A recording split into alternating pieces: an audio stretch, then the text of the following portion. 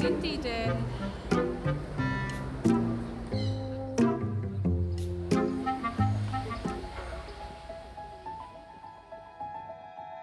Die Präsidentschaftswahlen sind in diesem Jahr das mediale und politische Großereignis in den USA. Aber nicht nur dort, denn auch in Deutschland werden die Wahlgeschehen sehr genau beobachtet. Heute sprechen wir mal mit zweien, die sonst viel zu selten zu Wort kommen, nämlich den beiden Maskottchen der großen Parteien. Und nun fragen wir zuerst das Maskottchen der Republikaner, eine Elefantendame. Hallo, und wie geht es Ihnen momentan bei der Wahl? Ah ja, ja, und was sagen Sie eigentlich dazu, dass es derzeit keinen First Stop im Weißen Haus gibt? Welche Chancen rechnen Sie denn Präsident Trump bei der Wahl eigentlich aus? Ja, dann fragen wir doch mal, Dankeschön, bei der Gegenseite. Sie kennen Joe Biden aus seiner Zeit als Vizepräsident der Vereinigten Staaten. Wird er diese Wahl gewinnen?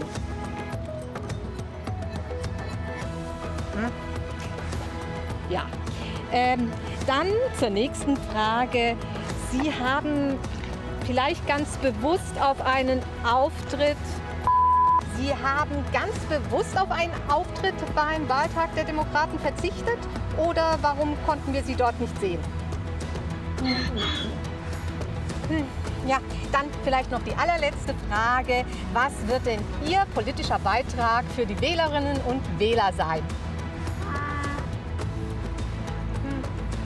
Ja, das war jetzt leider nicht so wirklich ergiebig, aber ich danke Ihnen trotzdem sehr herzlich. Ja, wenn Sie wirklich wissen wollen, was über die Wahl qualifiziert zu sagen ist, dann kommen Sie doch zu unserer digitalen Wahlnacht am 3. November und sehen und hören Sie da Expertinnen und Experten.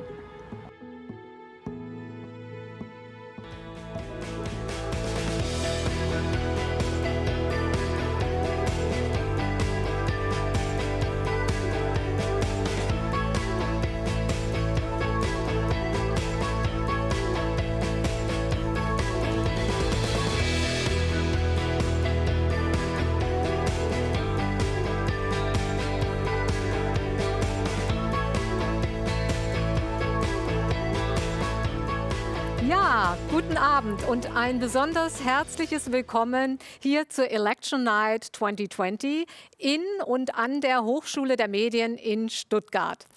Und wir freuen uns sehr, dass wir heute hier sein können und machen jetzt auch erstmal einen kleinen Schwenk durchs Studio. Denn im Grunde genommen kann ich Ihnen verraten, dass wir ohne diese Zusammenarbeit mit der HDM Ihnen heute keine Wahlnacht hätten präsentieren können.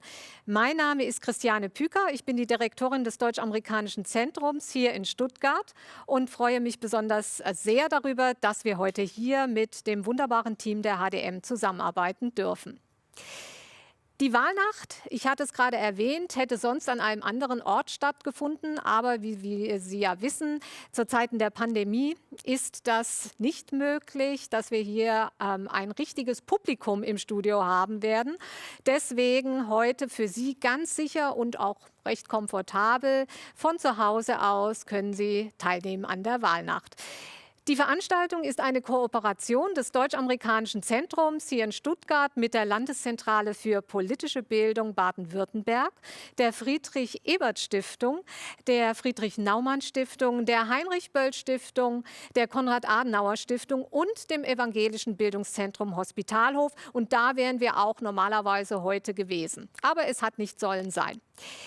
Außerdem werden wir unterstützt, freundlicherweise vom Staatsministerium Baden-Württemberg. Auch dafür ein ganz herzliches Dankeschön. Ja, und wie Sie gesehen haben beim Kameraschwenk, haben wir unsere Maskottchen, nämlich den Elefanten bzw. die Elefantendame und die Eselsdame hier nicht mitbringen können. Aber dafür erwarten Sie dann später noch viele andere Gäste hier im Studio. Und ich würde mich freuen, wenn Sie einfach mit dabei blieben. Wir haben diesen Livestream hier heute Abend für Sie vorbereitet mit Live-Kommentaren, mit einer Panel-Discussion, mit einer Live-Band, zu der sage ich nachher noch etwas. Und wir haben aber auch eine Webseite vorbereitet und diese Webseite, die bleibt dann auch wahrscheinlich bis Januar, tatsächlich bis zur Amtseinführung des neuen Präsidenten stehen. Die US-Präsidentschaftswahlen 2020 sind in diesem Jahr etwas außergewöhnlich. Und zwar in mehrfacher Hinsicht. Wie Sie wissen, die Gesellschaft in den USA ist tatsächlich polarisiert wie eigentlich noch nie in der Geschichte der USA. Wir haben offenbar durch die Pandemie dort sehr, sehr viele Verluste schon erlitten und das Vertrauen generell in der Gesellschaft zueinander und der Dialog miteinander scheinen auch kaum mehr möglich zu sein. Das Thema Rassismus ist ein sehr großes, gerade in den letzten Monaten gewesen. Wie Sie wissen, wir haben es hier mit Gewaltbereitschaft auf allen Seiten zu tun und damit setzt sich das Land also auch auseinander. Also wohin steuern die USA? Es scheint alles sehr unversöhnlich zu sein. Die Dialogbereitschaft ist kaum noch gegeben. Wir machen uns Sorgen. Wir machen uns auch Sorgen, was die heutige Wahl angeht. Sie haben es wahrscheinlich auch verfolgt in den Nachrichten. Es gibt Anzeichen, dass es möglicherweise Gewalt geben wird von Bürgerwehren, dass es vielleicht Störungen geben wird von allen Seiten. Wir werden sehen. Was wird diese Nacht erbringen? Ein ganz finales Ergebnis sicher nicht. Nicht auf gar keinen Fall in unserer Sendezeit. Wir werden bis ungefähr 0:30 Uhr senden können. Und wahrscheinlich werden wir auch morgen beim Aufstehen immer noch nicht wissen, wer der nächste oder der wiedergewählte Präsident der Vereinigten Staaten ist. Da müssen wir sehen, wie sich das entwickelt. Aber wir werden Ihnen hier, wie gesagt, in den kommenden 3,5 Stunden einen hoffentlich sehr interessanten Mix anbieten können. Und was Sie auf der Webseite erwarten, das zeigen wir Ihnen jetzt gleich in einem kleinen Erklärvideo, denn da gibt es auch sehr, sehr viel zu sehen. Bitte. electionnight.de bietet Ihnen ein vielfältiges Programm rund um die US-Wahlen 2020. Besuchen Sie unsere Themenräume, indem Sie auf die entsprechenden Kacheln klicken. Unter Live Discussion können Sie sich zu den genannten Zeiten mit Ansprechpartnerinnen und Ansprechpartnern direkt austauschen und Fragen stellen.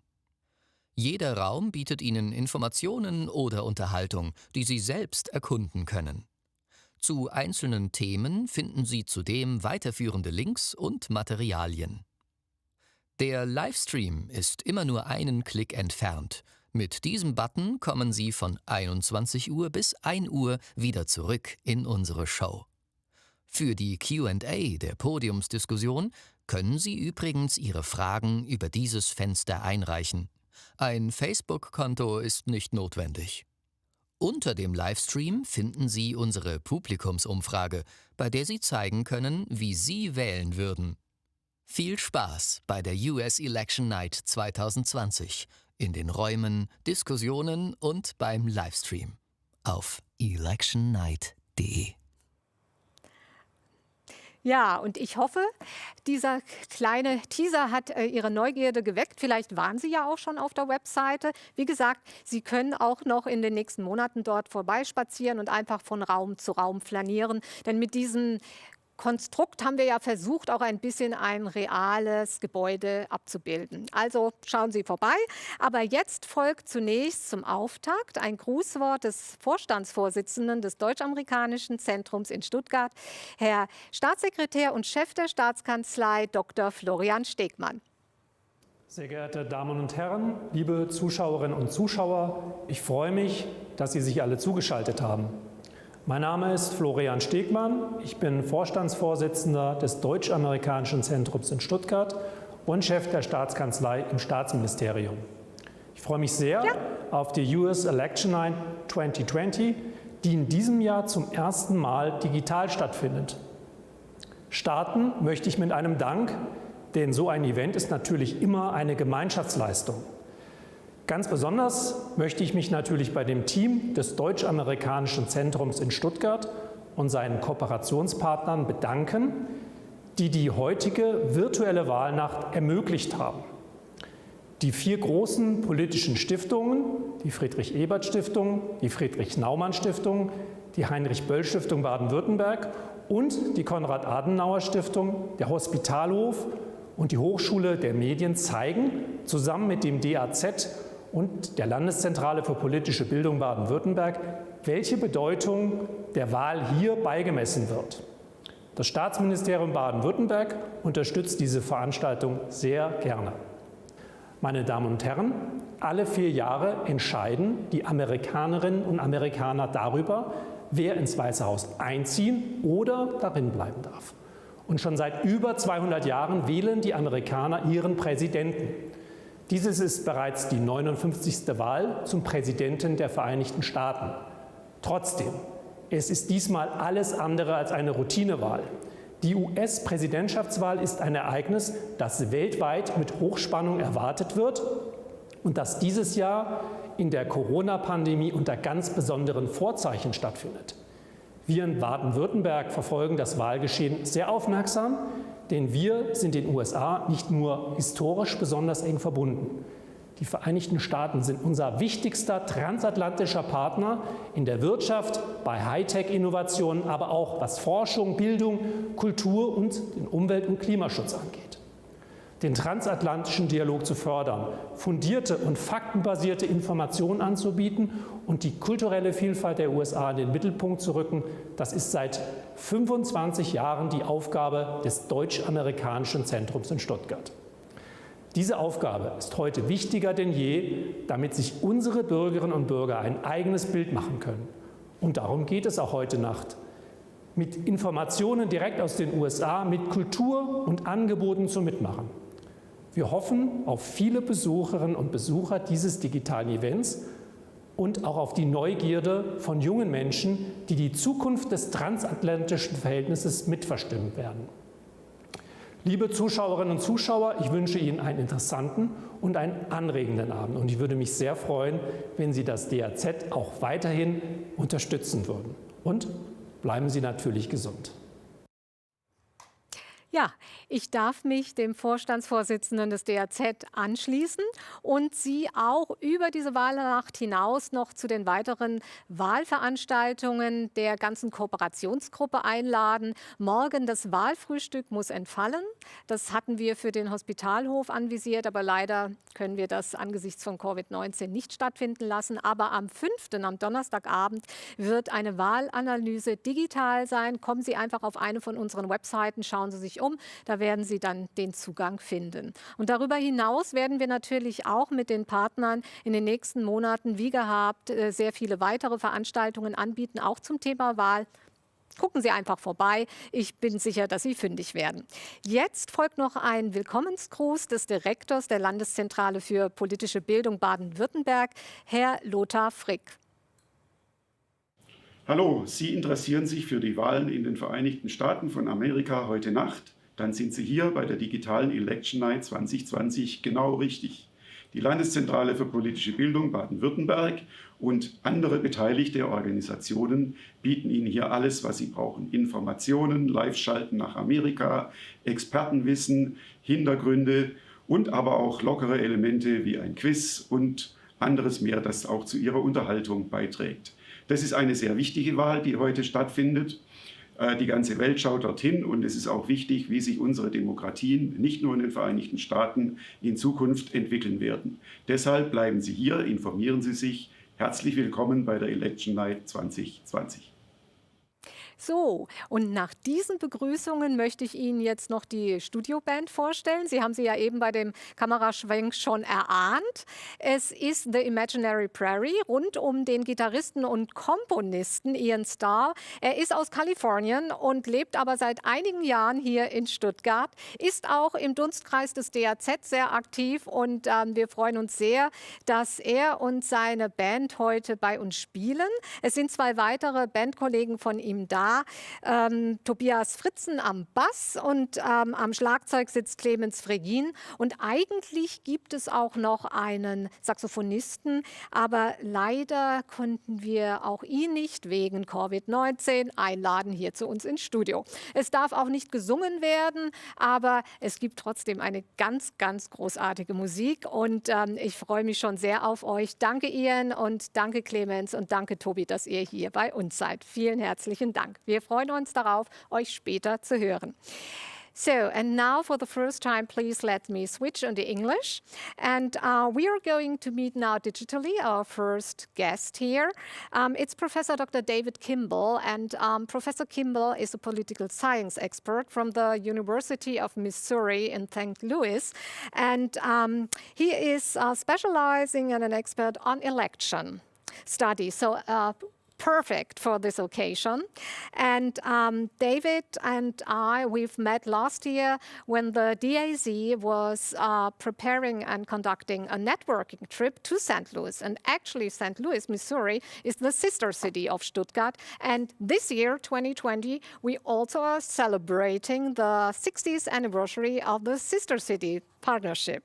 So, David, hello, it's great to see you. Thank you for coming by, more or less. Hey, how are you doing?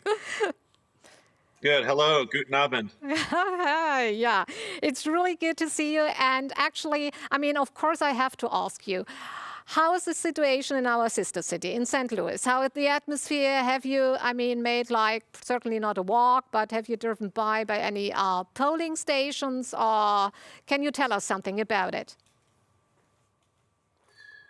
Yes, I visited about 30 different polling locations earlier today, and early this morning the lines were very long, but by midday the lines were shorter, and this afternoon it's not very long to wait to vote at all. The weather's very nice. It's maybe 23 Celsius, so it's a very pleasant day to wait outside to vote.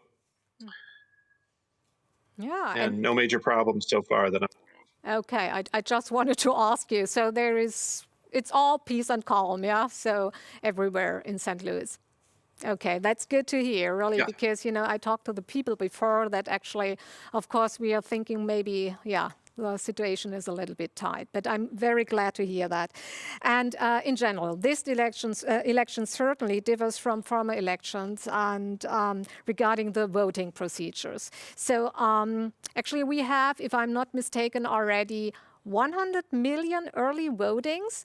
So can you just sketch for us and explain us what's different about the presidential election 2020?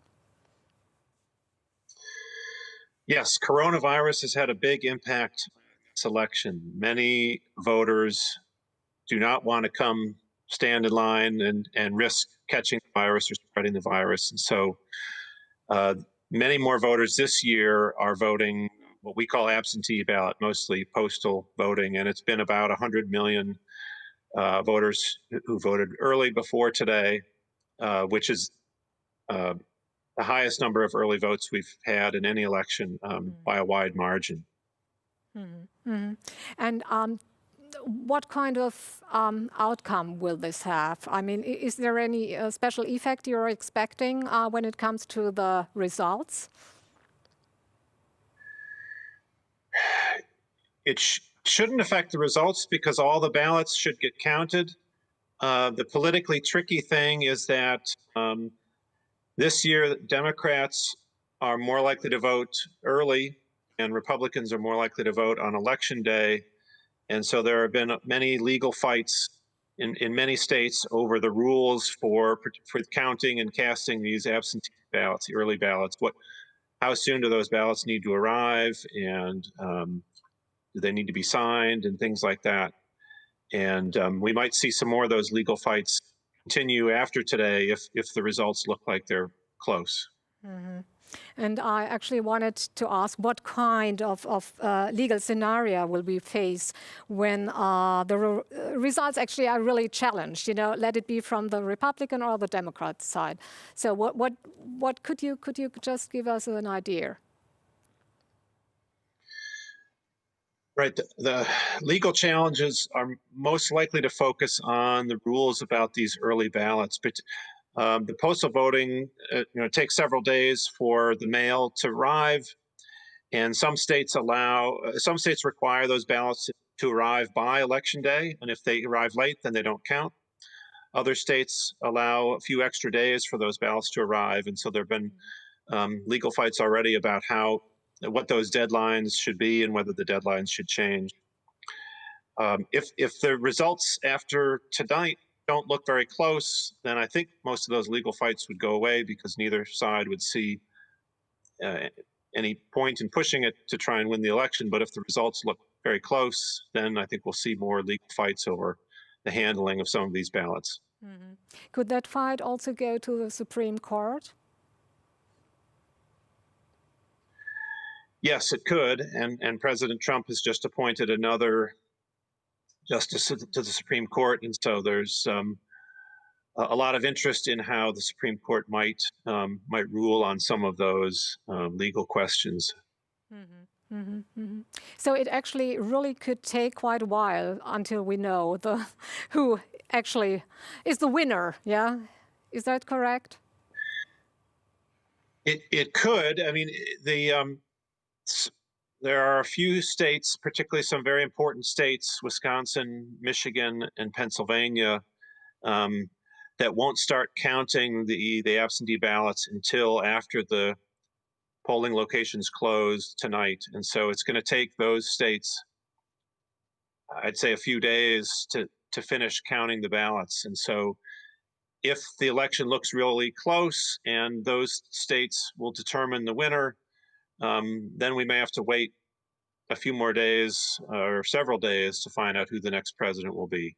But if the results in the other states are not very close, then we might not have to wait as long. Mm-hmm. Mm-hmm. Okay, so I guess maybe in the very end it will be quite interesting for you to analyze the election, 2020, together with your students next year. So, David, thank you so much for joining us tonight and giving us a little insight into the situation in St. Louis. And I very much hope that we meet again next year, maybe in person would be awesome. Okay. Thank you. It's been my pleasure. Yeah. And please say hi to your family and also to the colleagues at the university. Thank you so much. Thank you. Best wishes to all of you, too. Thank you. Thank you.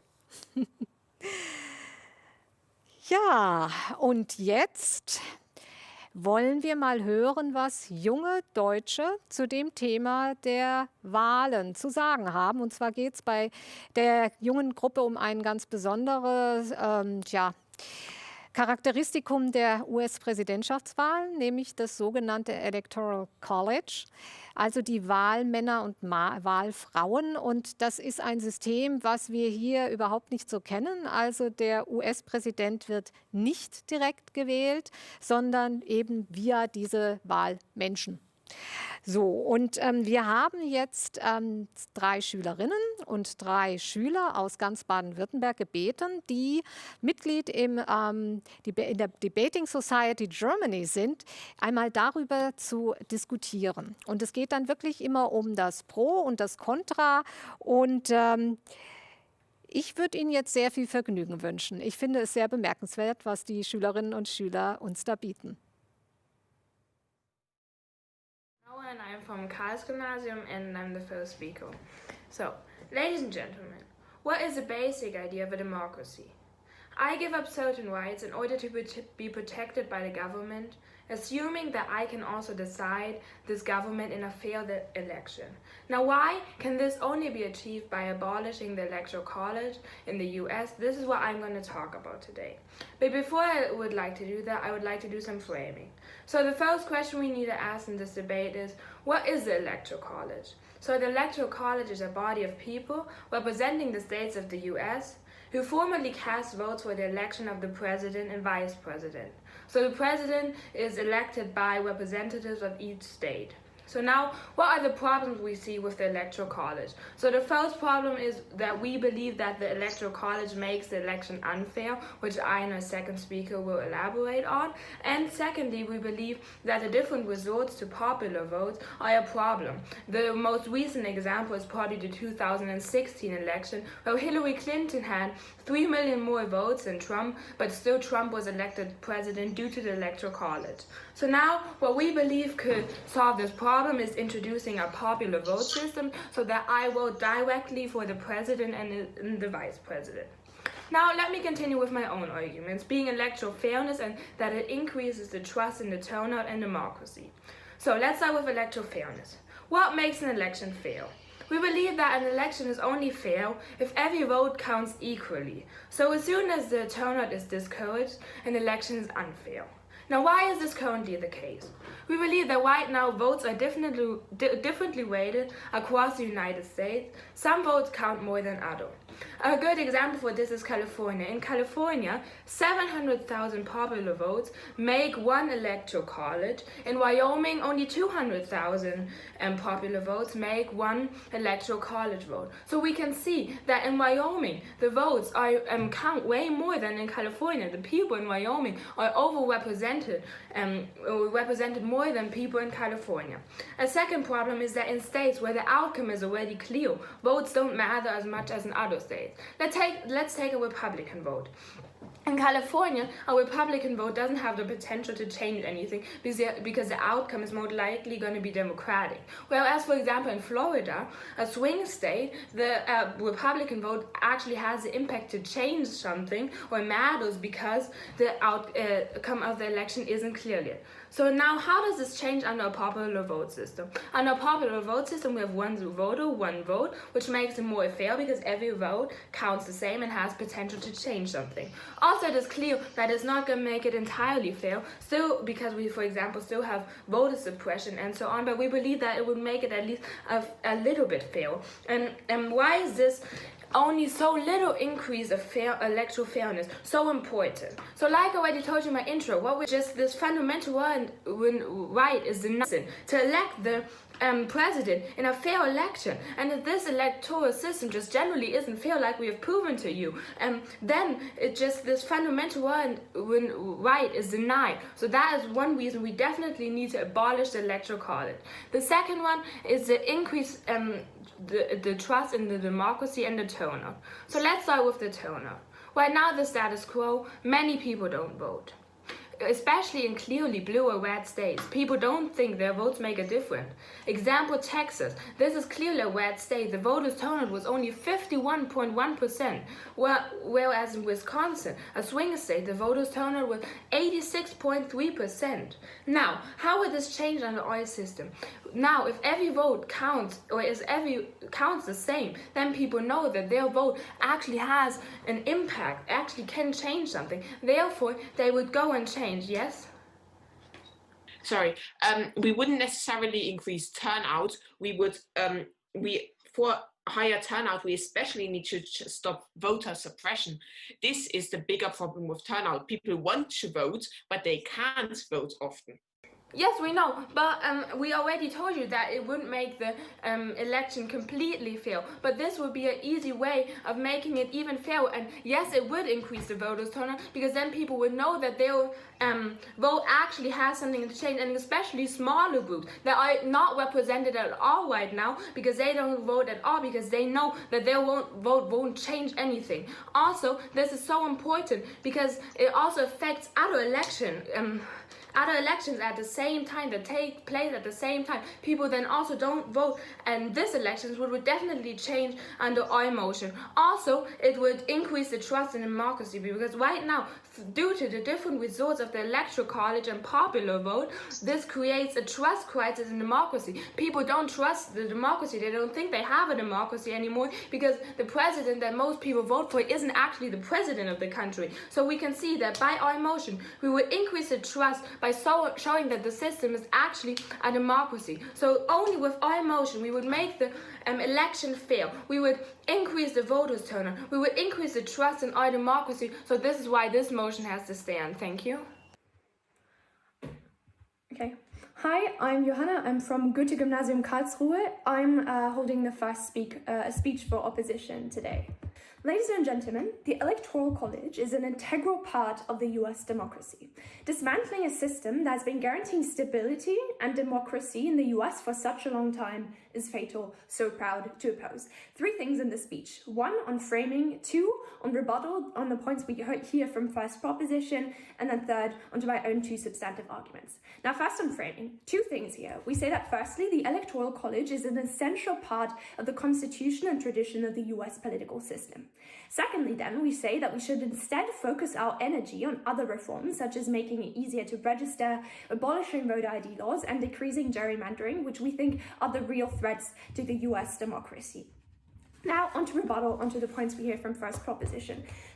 She gives us 2 things. Firstly, that we get more electoral fairness, and secondly, that we increase trust in the democracy. Now, on electoral fairness, 3 points here. We say that firstly, we won't actually get fair representation. We won't actually get a fair election at the point at which small states are completely ignored. They tell us that, yeah, well, in Wyoming, votes don't count the same. This is exactly false, right? We say that Wyoming is in that sense, well, overrepresented so that its interests are actually heard, so that the citizens in Wyoming can be actually represented. We say this is crucial to actually have real representation for every US citizen. But then secondly, we say that representative democracy is not unfair. We say that the way in which they want to portray this here is false and is deceptive. We say that representative democracy, where one candidate gets all the voices, this is actually what is happening in a lot of countries. We say that this is not inherently undemocratic. But then third, we say that even if this election would be in some ways unfair, we say that we don't want people voting, we actually want them represented. I'm going to touch upon this in my own substantive arguments. But then on the second point they give us, where they say that we increase trust in the democracy, we say that this is just too simplistic. People don't just not vote because, well, they think their vote doesn't matter, but they don't vote because there are barriers to voting, which I said in framing, but for example also because election days are on Tuesdays, or just because voters don't feel represented by the specific candidate running for presidency. We say at the point at which they are making all of this worse, which I'll explain in the following minutes, we say at the point at which they make all of this worse, which affects everyone, we say that this is actually bad. We say that we have better democracy on our side. But now onto my own substantive arguments. Firstly, on the backlash that we would get from making this reform. In the status quo, we say that there's already a lot of tension in the US, for example, with the Black Lives Matter protests and the militia response to that. Now, why then would this policy create more backlash? 2 reasons. Firstly, because we say that there's already significant opposition to reforming this Electoral College from Republicans and smaller states because, well, it is in a way worse to get rid of this. But then second, we say that because the dominant narrative in the US still is that the Constitution and the Founding Fathers are really important and role models for how the government should work. This is, for example, visible in politicians referring a lot to Founding Fathers like George Washington, or specific amendments to the Constitution to justify their actions. Why then is it harmful if we get more protests and more backlash? We say in the best case what will happen is that we just get more protests, more division and more hate. We say this is very harmful to the US and to the US democracy. We say this is very bad in the best case. But in the worst case, we say that we have more violence, even rebellion, more voter suppression because of the hate that this reform would essentially create. We say that this is even more harmful than just people not feeling represented. We say that this harms the democracy in much more crucial ways. But then onto the second argument. We say that this increases the partisan divide in the US. In the status quo, presidential candidates have an incentive to cater to swing voters, especially in swing states, which encourages them to be more moderate and uniting their political agenda. How then does this change? We say that the popular vote system encourages candidates to focus on their base, for example, Democrats in New York and California, rather than on swing voters. The impact then is four things. Firstly, that in comparison to proposition, we still have maybe a little focus on specific states, but But now they just focus on different states, i.e. nothing essentially changes. But then second, we say that we get more division because we can push for policy that the Democratic base likes, but that swing voters would oppose, for example, packing the Supreme Court. We say that in an already very divided country, this is bad. But then thirdly, we say that we also increase instability because the changes we get from one term to the next term of president would be way more significant. But then lastly, we say that we would have more partisan focus, which means that voters will actually consider the issue that they should care about less. Because we care about the US democracy, because the Electoral College is an essential part of it, please vote opposition. Thank you. Hello, ladies and gentlemen. I am Leonie Lehmann and I'm from FRG. So welcome to the second time from side proposition. On the motion, this House would reform the US election system by abolishing the Electoral College. I first do my rebuttal and then go on with my own substantive speech. First, side opposition told us that the Electoral College has tradition and is part of the Constitution. Well, just because it has a long tradition, it doesn't mean that it is fair. Our first speaker has shown that to you clearly. Also, the most states go with the winner takes it all system, which is not even part of the Constitution, but makes the election even more unfair. The second point it told about is by focusing on other reforms and opportunities to make America great again, the voting system will be much better. But that will not be the point, because the old problems are still not solved. On their side of the house, it maybe would be easier for people to vote, but they will still not do it. And here's why. If they are discouraged from voting as they think their vote doesn't count, and doesn't matter, the election for them is not fair as they are not represented. By making the election fair so that no state is over or underrepresented, and by counting just but all the voters' choices equally, voters really have the impression that they can change something. They even told us that people don't feel represented and we want to change that. Thirdly, they told that we have a big backlash if we abolish the Electoral College. Well, of course, there will be much division in the American population because you abolish that tradition. But I want to remind you of the status quo. First, many people in the US already want that change, and the Senate turned it down. So there's a chance of it being appreciated and accepted right now. Second, what people get from it is fairness, more trust in democracy, and also presidential candidates who care more about problems of non-swing states and so of the majority of the people, which is so important. The fourth point they talked about is that it is still unfair. Well, if the Electoral College is abolished, then the candidates will focus on getting the most popular votes. That means that there will not be such little and ridiculous politics made for just one state, but for many more. The majority decides who will be president, and they will get the opportunity to vote for the president that really represents them. That will also be a big issue in my own substantive speech, with which I will go on now. Right now, mostly swing states are the ones policy is made for. Their interests count higher as the interests of clear blue or red states. That means that candidates especially focus on swing states if they want to be elected, while they don't really care about problems or even big events in others. An example for that is the comparison of Florida to California. In the months before the election, Trump was allowing the cruise ships the cruise ships industry again, just because there are many people in Florida working in the sector. But when there were the wildfires in California, no one was really talking about them, and no one focused on how to improve the situation there. Some voters, are more important than others, which should not happen, and which is clearly not the part of the Electoral College. On our side of the house, something like this wouldn't happen. The presidential candidates care for all voters equally, so they will focus on issue most people are dealing with, and so the policies in favor of the majority of the whole country and not just swing states. So, ladies and gentlemen, what did I tell you so far? I told you that we want to make the system fair for everybody, one voter, one vote, representing the interests of the majority of the population, while side opposition stands for discouraging the population from even wanting to vote and wanting to stand up for the right of equal opportunities. So for all these reasons, please agree with our side and let this motion definitely stand. Thank you. The US election should be built in a way that represents the vast majority of the people, but abolishing the Electoral College is not the way to do that. In my speech, I will give you three main categories of arguments. Firstly, I'll rebuttal the second speaker proposition's arguments. I'll reconstruct our first speaker's argument, and lastly, I will give you my substantive arguments. So let's start off with the rebuttal of side opposition's second speech. She told you that if we were to abolish the Electoral College, we would decrease the extreme focus on swing states. But we believe on said proposition that focusing on swing states means that politicians and parties are less likely to create extremely partisan policy, because it is incredibly important for them to be bipartisan, to be able to get voters that are from the other side of the aisle or that are undecided on which party to vote for, which means that we will prevent these parties from moving to the further extremes of the political spectrum, staying in the middle and creating policy that is good for everyone in society.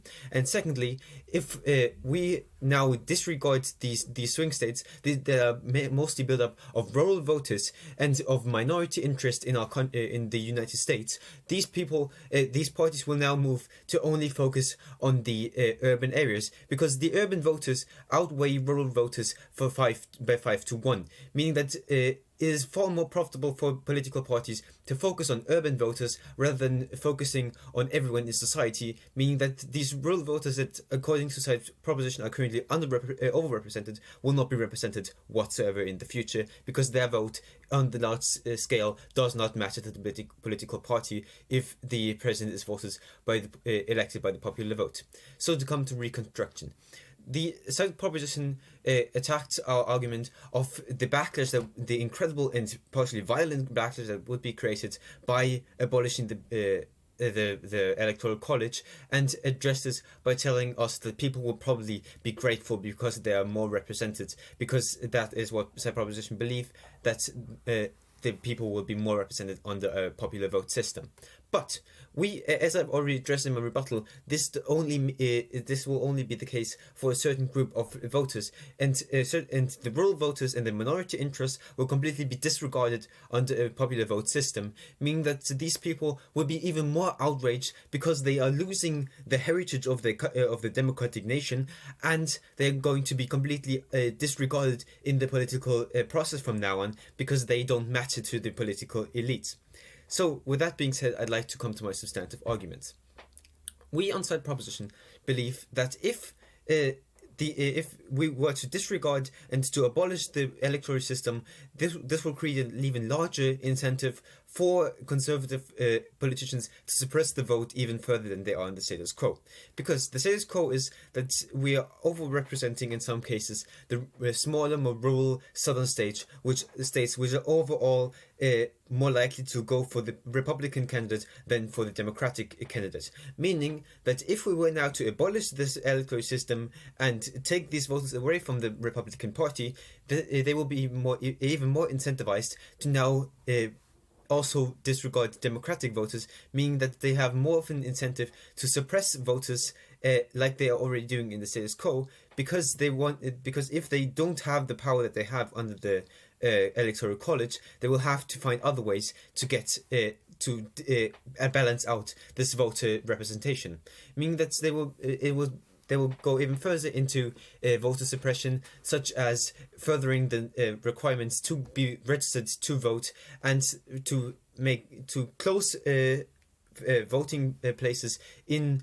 overall poor or African American areas of the electoral system, and by underrepresenting these groups that are more likely to go for more progressive and more democratic politicians and vote more with the progressives of our political system, meaning that it will be even harder for these people that are already incredibly underrepresented in the status quo to get themselves representation and to get people into office that will fight for their interests. Meaning that side proposition, to recap, side proposition is telling you that if you go with their system, people will these voters will be more represented because the politicians and the president will be elected by a popular vote system. But if we were actually to look at what will happen under that system, we can actually see that the opposite is going to be the case, because the Republican Party will be incredibly incentivized to prevent these people from voting, meaning that we're not only disenfranchising rural people, we're also going to be disenfranchising these people that side proposition believes are going to be more represented on the system, because they will now be more important under the popular vote system, but the Republican Party will still have to try to win their elections, meaning that they will fight even harder than they are in the status quo to underrepresent them, meaning that the impact that side proposition is giving you will not be the case. In fact, the entire premise of side proposition's idea is going to go into the complete opposite direction and disenfranchise large swath of the rural and the urban population, which is why this motion has to fall. Thank you for listening. In the history of the United States of America, we've seen how divisive and how bad the system is if we divide people and not give everyone the equal right. We think at the point where voters in California are less valued in a democratic process as a voter in Michigan or Wisconsin, we think this fundamentally goes against the most basic idea of the United States, of liberalism, of that everyone is created equally and everyone should have the same voice. A couple of things I'm going to talk about. Firstly, I'm going to talk about fairness. Secondly, I'm going to talk about buy-in. And thirdly, I'm going to talk about how this will practically play out. Okay, firstly, on electoral fairness, recognize how we tell you at the point where voters are not counted equally. This is we think this is very bad. We get two key responses. Firstly, that we don't get fair elections on our side because we have smaller states who now don't have a vote. And secondly, we have the same system of representative democracy in other states. Firstly, we think small states still have a voice on our side. Recognize what we change is that the voice they have is exactly the same as the voice of every other American in the United States. We're not giving anyone disproportional rights. Secondly, recognize that we still, through the Constitution, have the Senate, which protects the rights of small states by giving every state, no matter the population, gives equal representation and gives each state 2 senators. Secondly, we think just the argument because it happened somewhere else doesn't mean it is good. And thirdly, even if we would have to say that some people have a smaller voice, recognize that we have to weigh this up against a huge amount of people in the most populated states in America against some smaller states. We think this majority wins. Secondly, about the argument on buy-in, we get one idea of proposition. This is the idea there will be so big backlash because Republicans and smaller states dislike it. Recognize that firstly, we think democracy is crucially linked to the identity of the United States, right? Because if you look at the United States and foreign policy, we see that a key characteristic of the United States is giving a democracy to other countries. We think it is in the interest and it is in the basis of the United States of America that democracy is there. We think it's therefore in the interest of having the best democracy possible. Secondly, recognize the Republicans right now are running on a platform of protecting democracy against vote by mail. Recognize how at the point where we push the point that the Electoral College is the best form of democracy possible, the Republicans can't push back with that. Thirdly, we think we have huge amounts of people who've lost trust in the democratic process because of the discrimination the Electoral College gives to them. We think we have to weigh this up. Secondly, trust. Recognize the argument we give you in first speech gets very little response at all. We only get this one-liner that there's other barriers to voting, and this is far bad. We think we would have needed more response. Firstly, recognize that our solution. Firstly, recognize this is fundamentally not true. If you know your vote and what you want to say doesn't count at all, is far worse. Recognize that the problems of voter suppression have other ways of solving, but the Electoral College is the only way on how we can give these people rights and give these people equality. Secondly, on the practical outcome. Thirdly, on the practical outcomes, we think there's 2 key aspects here. Firstly, on partisanship, we get this idea that at the point where people don't have to care about swing states, these people just go to the extremes and just care about their own base. Recognize that firstly, this is in all other democracy where we have democracy based on popular vote. This is not the case, right? Because you still need the voters in the middle to get your base. Because base, even how big the base is, it is not enough. We think there will be a small shift. Secondly, we think even if you want to have the most people possible, because you also have other things you have to follow, right? Because there's still the still the House of Representatives. This is crucial for passing any policy. Therefore, if you want to have any success in this, you have to have a moderate thing. Secondly, even if we have a small change of stance of politicians, we think that this is good because at the point the stance they will have is more representative of what people really care about. Lastly, on partisanship. Lastly, on voter suppression, we get this idea that because Republicans don't have the same vote, they will suddenly start to suppress voters in the worst case possible.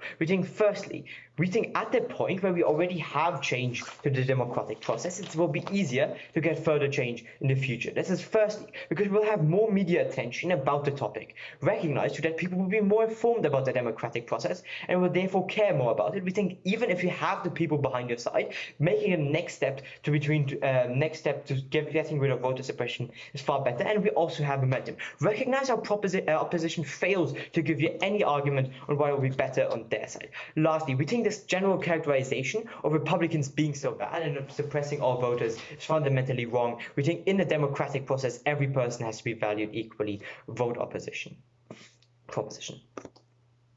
I'm Leander. I'm from Karlsgymnasium. Ladies and gentlemen, before I want to start on our main points, the main points that will win this debate, I want to make one thing clear. There are ways to change the Electoral College without completely abolishing it. We don't have to abolish it. There is the National Popular Vote Interstate Compact, where the states pledge to give their electoral votes to the winner of the National Popular Vote. But in there, still, people from Wyoming their voice can still be heard in comparison to the people from California. And second, Nebraska and Maine both only give 2 of their people in the Electoral College to the winner from their state, and the other 2 or 3, in Nebraska's case, go to the winner of each district. So this would make swing states less important while still having a slight importance from the swing states, which is good, as I will explain in a minute. First, so there are 2 main points. First, we get to the fairness and the way our Electoral College at the moment impacts the policies and the way Team Proposition's proposal will change it. And second, we'll get to turnout and how that will be changed. Okay. So right now, the policies, right now, Team Proposition says the policies are only focused right now, Team Proposition says the policies are only focused on swing states, but in future, the policies would only be focused on the big states where the parties think they can gain many votes. So the Republicans would focus on Texas and the Democrats would focus on California and New York, big Democratic states where they could get lots of Democratic votes. So we would still have some states that would have more policies in their favor. The next thing is these policies are aimed at the middle of the US's people, because the swing voters are in the middle. They are in the middle of what people want, and that decreases the partisan divide between Democrats and Republicans. This way, we will only get more extreme because the swing voters will not count for as much. So a Democratic president will become more extreme. A Republican president will become more extreme. Yes, no? I'm sorry. No, but if on our side, the House president would still need the majority of votes, would still lead to them still having to focus on swing states, because they would still need the people there to vote for them. So it's just not true that they wouldn't completely. No, what they will focus on is increasing turnout in their Democratic or Republican bases, and especially in these big states, because in these big states, if they aim a policy at California, a Democratic president can get more votes, of course, than if they aim a policy at Vermont. So your point is not valid. Next, we have this tradition of the Electoral College. The founding fathers of the United States decided on this Electoral College to unify this nation. By abolishing it, we would increase partisan divide, and there would be enormous backlash from the people in the United States. Next, I would like to come on to the point of turnout. Team Proposition stated that people don't think their votes count very much. While in their system, each vote might count one for one person, but in their system, we would also have the candidates, as we have already stated, focusing on big states. So those people will be more driven they will have a bigger drive to aim policies at them, to campaign there, and thereby these states will just become more important. And we don't really have to increase turnout. There are so many people who want to vote, but voter suppression from both sides, Democratic and Republican, there is voter suppression, and then there are people who can't vote. These people might want to vote, but they can't. So we would still have this suppression, while we would actually increase this suppression, because each vote would count, and we wouldn't just have suppression in states like Florida, which are big swing states. We would have a suppression all over the country by the governments of the states, Democratic and Republican, trying to suppress voters who are going against them to increase their chances of winning the election. So what Team Opposition has shown is that we would increase partisan divide and we would have more voter suppression. So to save the democracy of the United States, you don't have to vote proposition. We can also reform the Electoral College, but we would keep the key benefits that the Electoral College gives us today. So to keep the United States, the democratic process, you need to vote opposition. Thank you. Ja, da soll noch jemand sagen, dass die heutige Jugend unpolitisch sei. Also ich würde mal sagen, in dem Fall ganz und gar nicht. Fand ich schon sehr beeindruckend, dieses Für- und Wiederabwägen von demokratischen Wahlen. Was heißt das, um das dann mit Fairness und Repräsentanz nochmal abzuklopfen? Fand ich sehr beeindruckend. Ja, aber jetzt haben wir uns dann doch mal eine kleine Pause verdient und hören von unserer Studioband The Imaginary Prairie Boozer. Viel Vergnügen!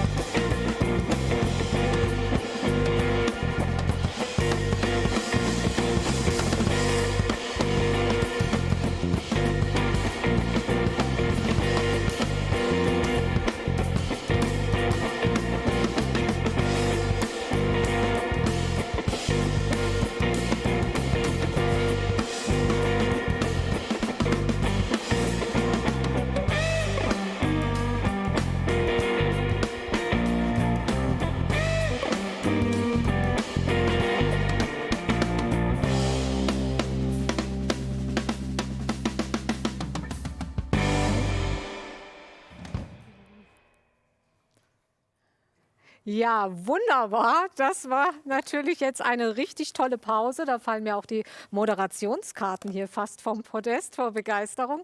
Wir haben hier auch alle richtig mitgetanzt. Natürlich schön in unserer eigenen Covid-19-Abstandsblase. Aber ich hoffe, es hat Sie jetzt genauso erstmal wieder ein bisschen runtergebracht und entspannt wie mich. Vielen, vielen Dank, Ian, Tobi und Clemens. Super. Man kann sich kaum vorstellen, dass es noch besser sein soll, wenn ihr euren Saxophonisten dabei habt. Aber ja, ich freue mich schon auf die Zeit, wo wir dann wieder eure Live-Konzerte besuchen können. Ja, und jetzt geht es wieder inhaltlich weiter, und zwar mit Fragen zum Thema, was Medien, Journalisten, Social Media im Moment für eine Bedeutung bei diesen Wahlen hatten in diesem Jahr und wie die Kandidaten diese Medien jeweils nutzten. Und da haben wir im Vorfeld sprechen können mit John Nichols. John Nichols ist Journalist von The Nation und auch von Capital Times. Da ist er der Mitherausgeber. Und jetzt hören wir uns an, was John Nichols dazu zu sagen hat. Viel Vergnügen. Due to the pandemic, we are presenting our election night event in a digital format, as you know, and as you are a journalist, we would like to talk to you about the role of the media, especially social media, in the upcoming presidential elections. So, actually, what is your impression? Who has more influence during this year's election, the traditional media or social media outlets? What do you think? Thank you very much for having me. And that is a perfect question for beginning. And the answer is we don't know. We are in such a significant transition point in our politics and frankly in the way that media covers politics, that we are simply not sure, where the defining center of gravity is. This is what we do know, that social media has transformed our politics. It has made it very, very different. And it does mean that the candidates, especially President Trump, are able to communicate ideas instantaneously that go to the center of the debate. Those ideas are then amplified by traditional media, by broadcast and print.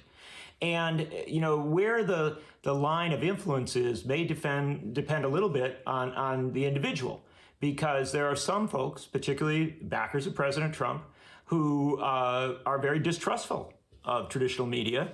And as a result, social media for them is hugely influential. On the other hand, there are many critics of President Trump who are very distrustful of President Trump, and as such are very respectful of the critique that comes from mainstream or traditional media. The one thing that I can say above all, though, is that for younger voters, there is simply no question. And people under 40, they're getting their information overwhelmingly off their phones. And it's a mixture of social media and traditional media, which has learned to kind of chop up interviews and chop up news reports and put them out on Twitter and Facebook and even TikTok. And so as a result, I think it's really a sort of a mix of it all.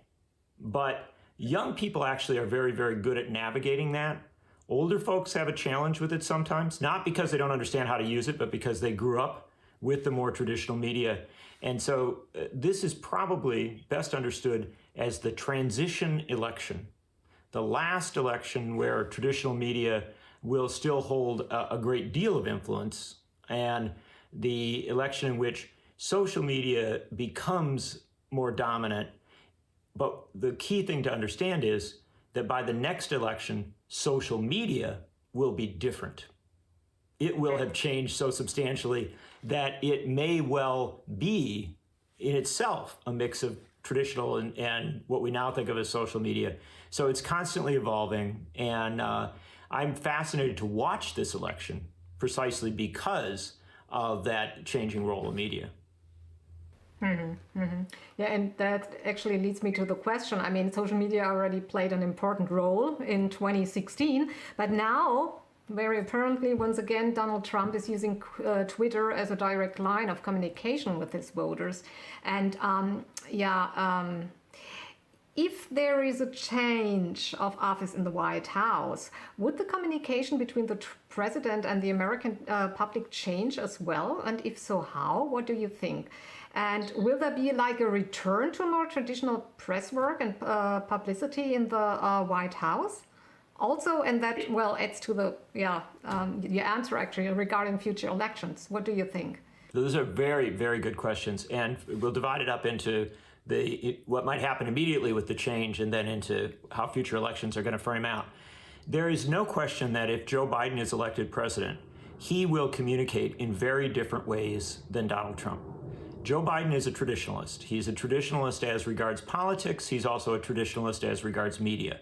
And as a result, you will see many more of the sort of typical presidential interviews where the president sits down with a reporter from a major network or with reporters from a newspaper and has a serious discussion with them. You will probably also see more traditional presidential press conferences and a much less combative relationship between the president and the White House press corps. I think all those things are to be expected. By the same token, we learned from the 2020 campaign that while Joe Biden himself is a traditionalist, he is conscious of changing media.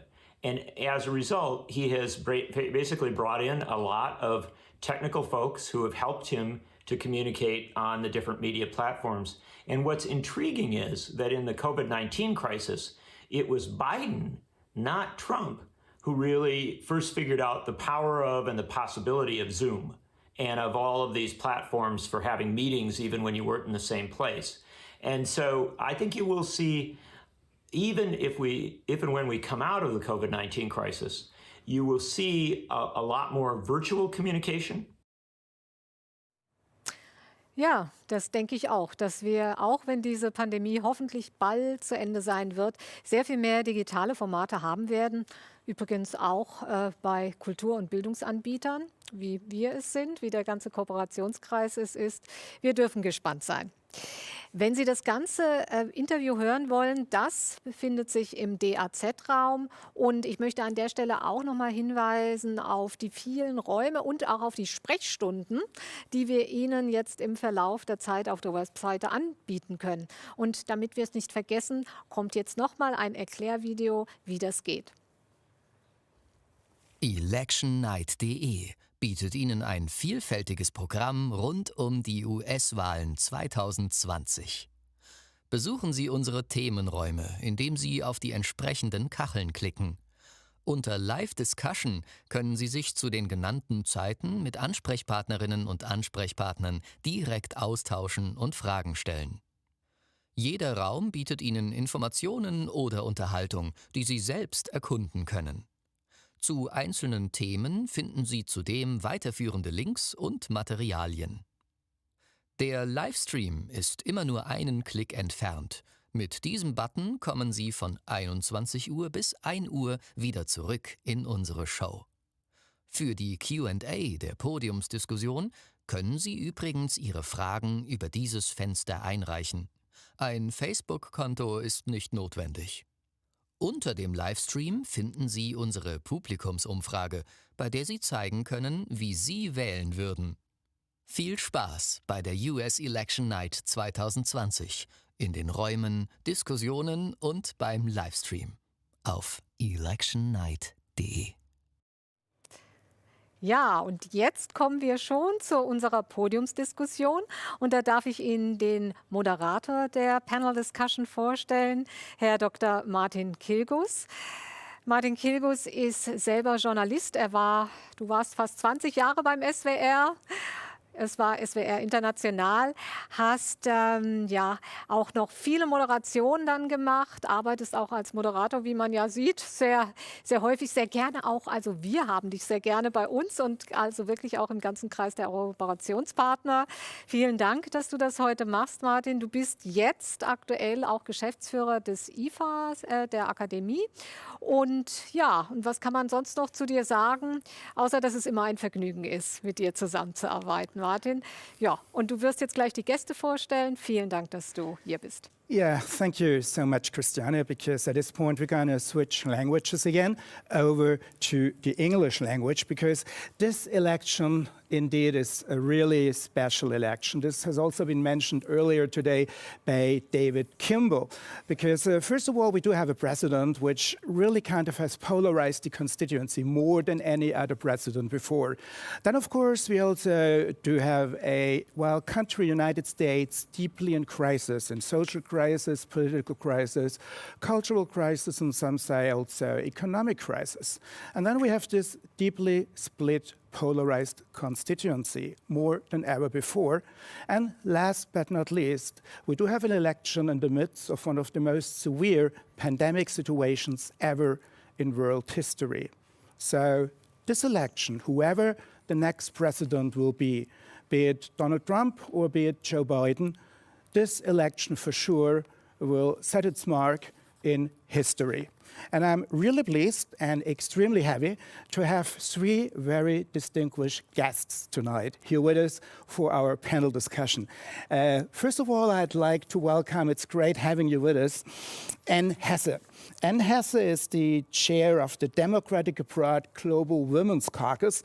And her story, her personal story, and I do have to share this with our audience, is a little bit romantic, because she actually originates from the San Francisco Bay Area, where she actually studied music, and she's an opera singer, and she used to be with the San Francisco Opera House as an opera singer. But then her way led her over to the Bielefeld Opera House, where what happens to a girl at an opera house, she, of course, fell in love with the conductor, and that made her stay here in Germany for around 20 years now. You've been around here. Welcome again. Great to have you, Anne, with us tonight.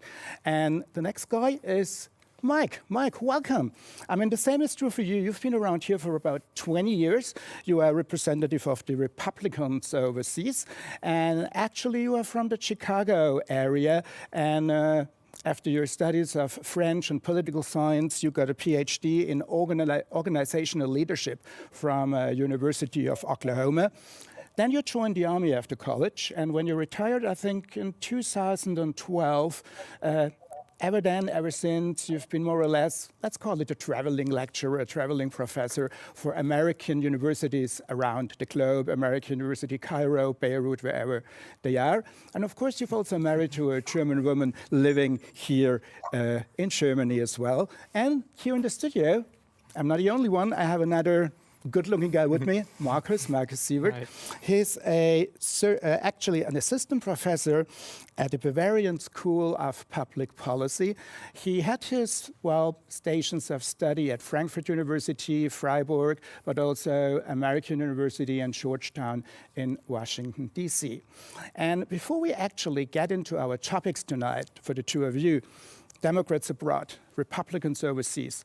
I guess that not all of our spectators, all our viewers, all our followers really know what you guys are doing as either Republicans overseas or Democrats abroad. And could you very briefly clarify what you actually do abroad as a Democrat?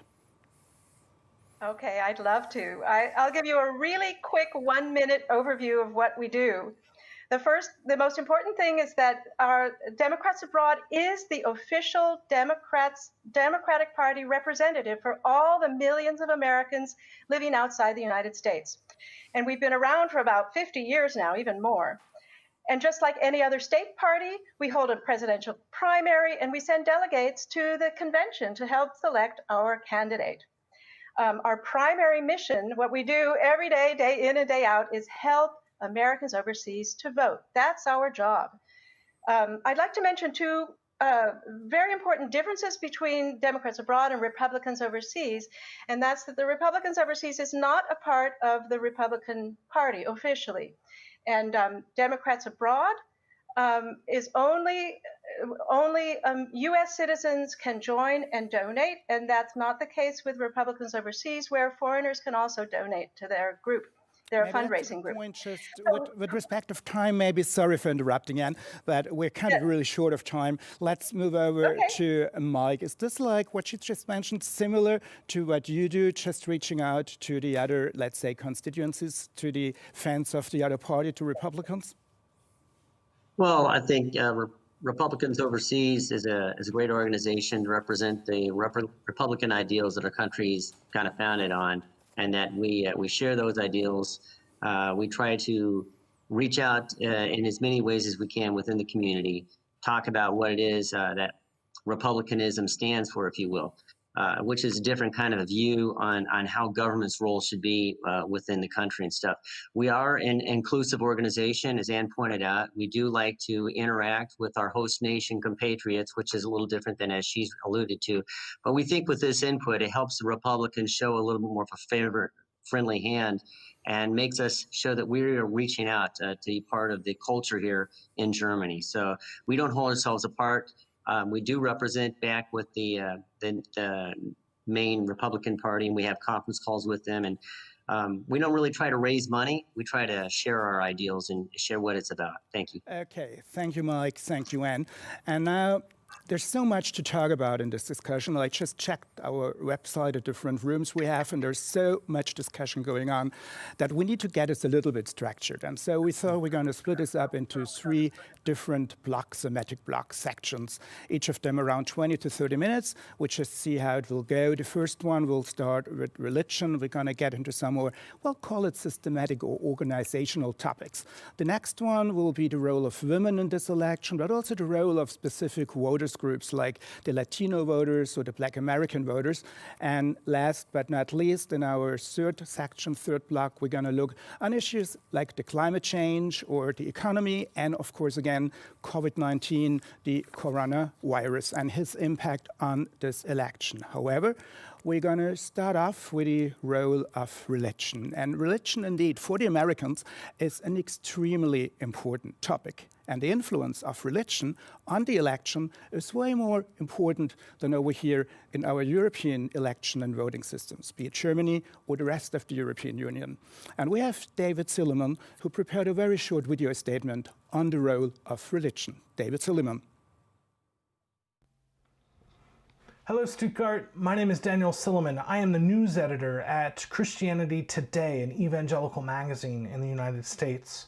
I'm coming to you tonight from Eastern Tennessee.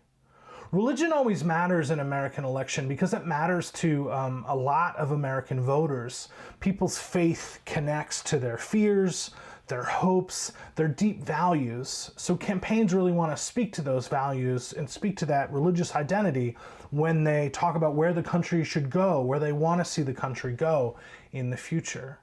We've seen a lot of religious talk in 2020, from symbolism to policy. We saw President Trump walk across a Black Lives Matter protest in Lafayette Park outside the White House to stand in front of a church and hold up a Bible to make a very religious statement. Christians, I'm with you, and I'm going to protect your churches, including from Black Lives Matter protesters. We've also seen Trump prioritize talking about issues like pro-life judges in this campaign. But Biden has appealed to religious communities too. You know, his main speech has been, his main theme in his speeches has been restoring the soul of America, which is a religious idea, right? That a country has a soul. He's also has a robust religious outreach to a lot of different religious communities. Going into this election, I'm going to keep an eye on 3 groups in particular that might make the difference in the vote. One is white Catholics. Will they switch from Trump, like they supported Trump in 2016, to Joe Biden, who is a white Catholic? That might swing the vote in Pennsylvania. I'll also watch Latino evangelicals, who are a swing vote, and white evangelicals, where in a really close election, 2-3 points difference in white evangelicals could make the difference. Religion is always something to keep an eye on election night. Daniel Silliman from the Christianity Today magazine. And I want to pick up one of the things Daniel just mentioned. From your impression as Democrat abroad, do you have the impression or share the impression that actually the Republican Party was more successful to reach out to the religious voters in this election in the United States? Well, actually, I don't think so at all.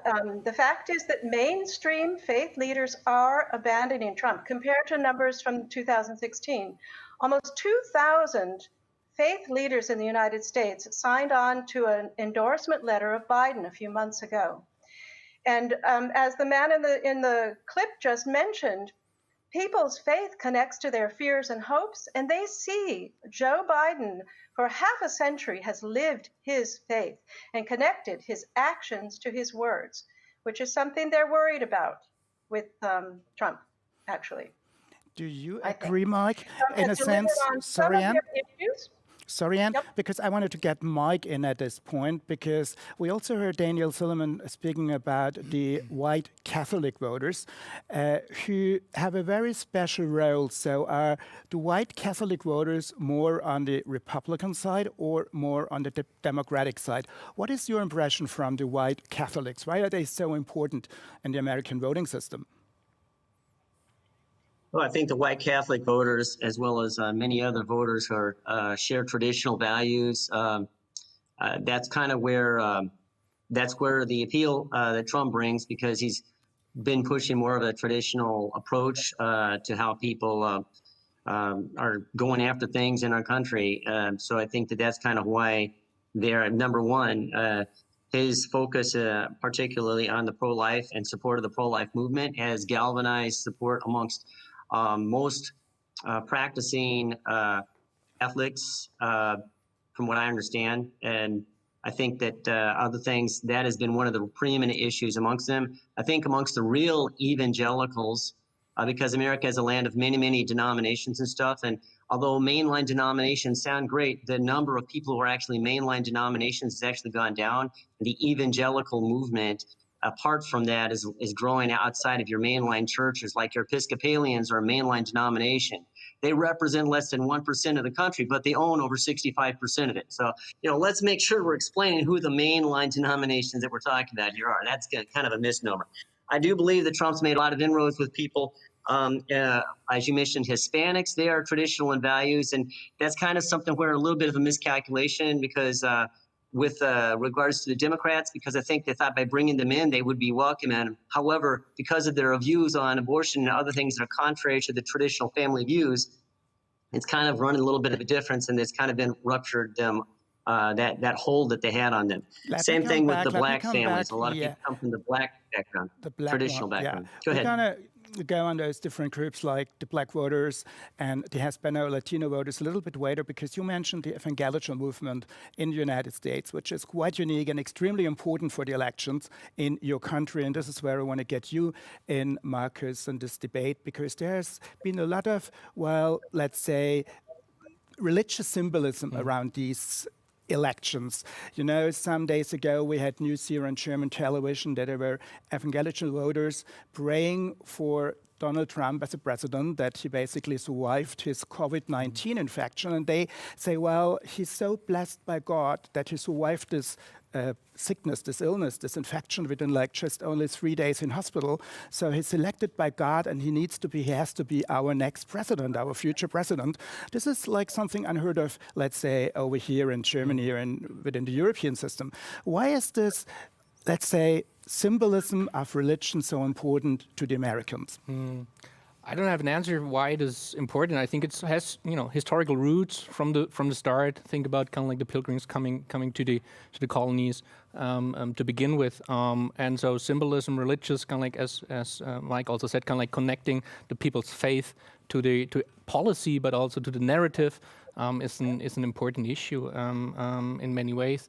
But I think kind of like beyond like symbolism, it's more important to think about kind of like what it means on the policy side, so what it means for the people, If we think about policy, the Trump administration did some things both in the domestic arena, but also in the foreign policy arena, in order to please kind of like white evangelical segments, which is a huge block of the voting coalition.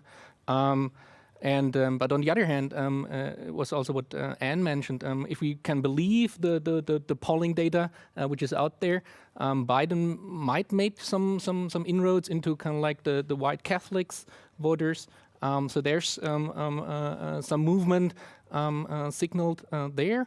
On the other hand, I also think that an interesting group to watch, and we will talk about it maybe later, are the Latino voters, and kind of like, not treating Latino voters as a monolith for the voting bloc, but kind of like saying, what about evangelicals movement making inroads there? Kind of like will be interesting to see.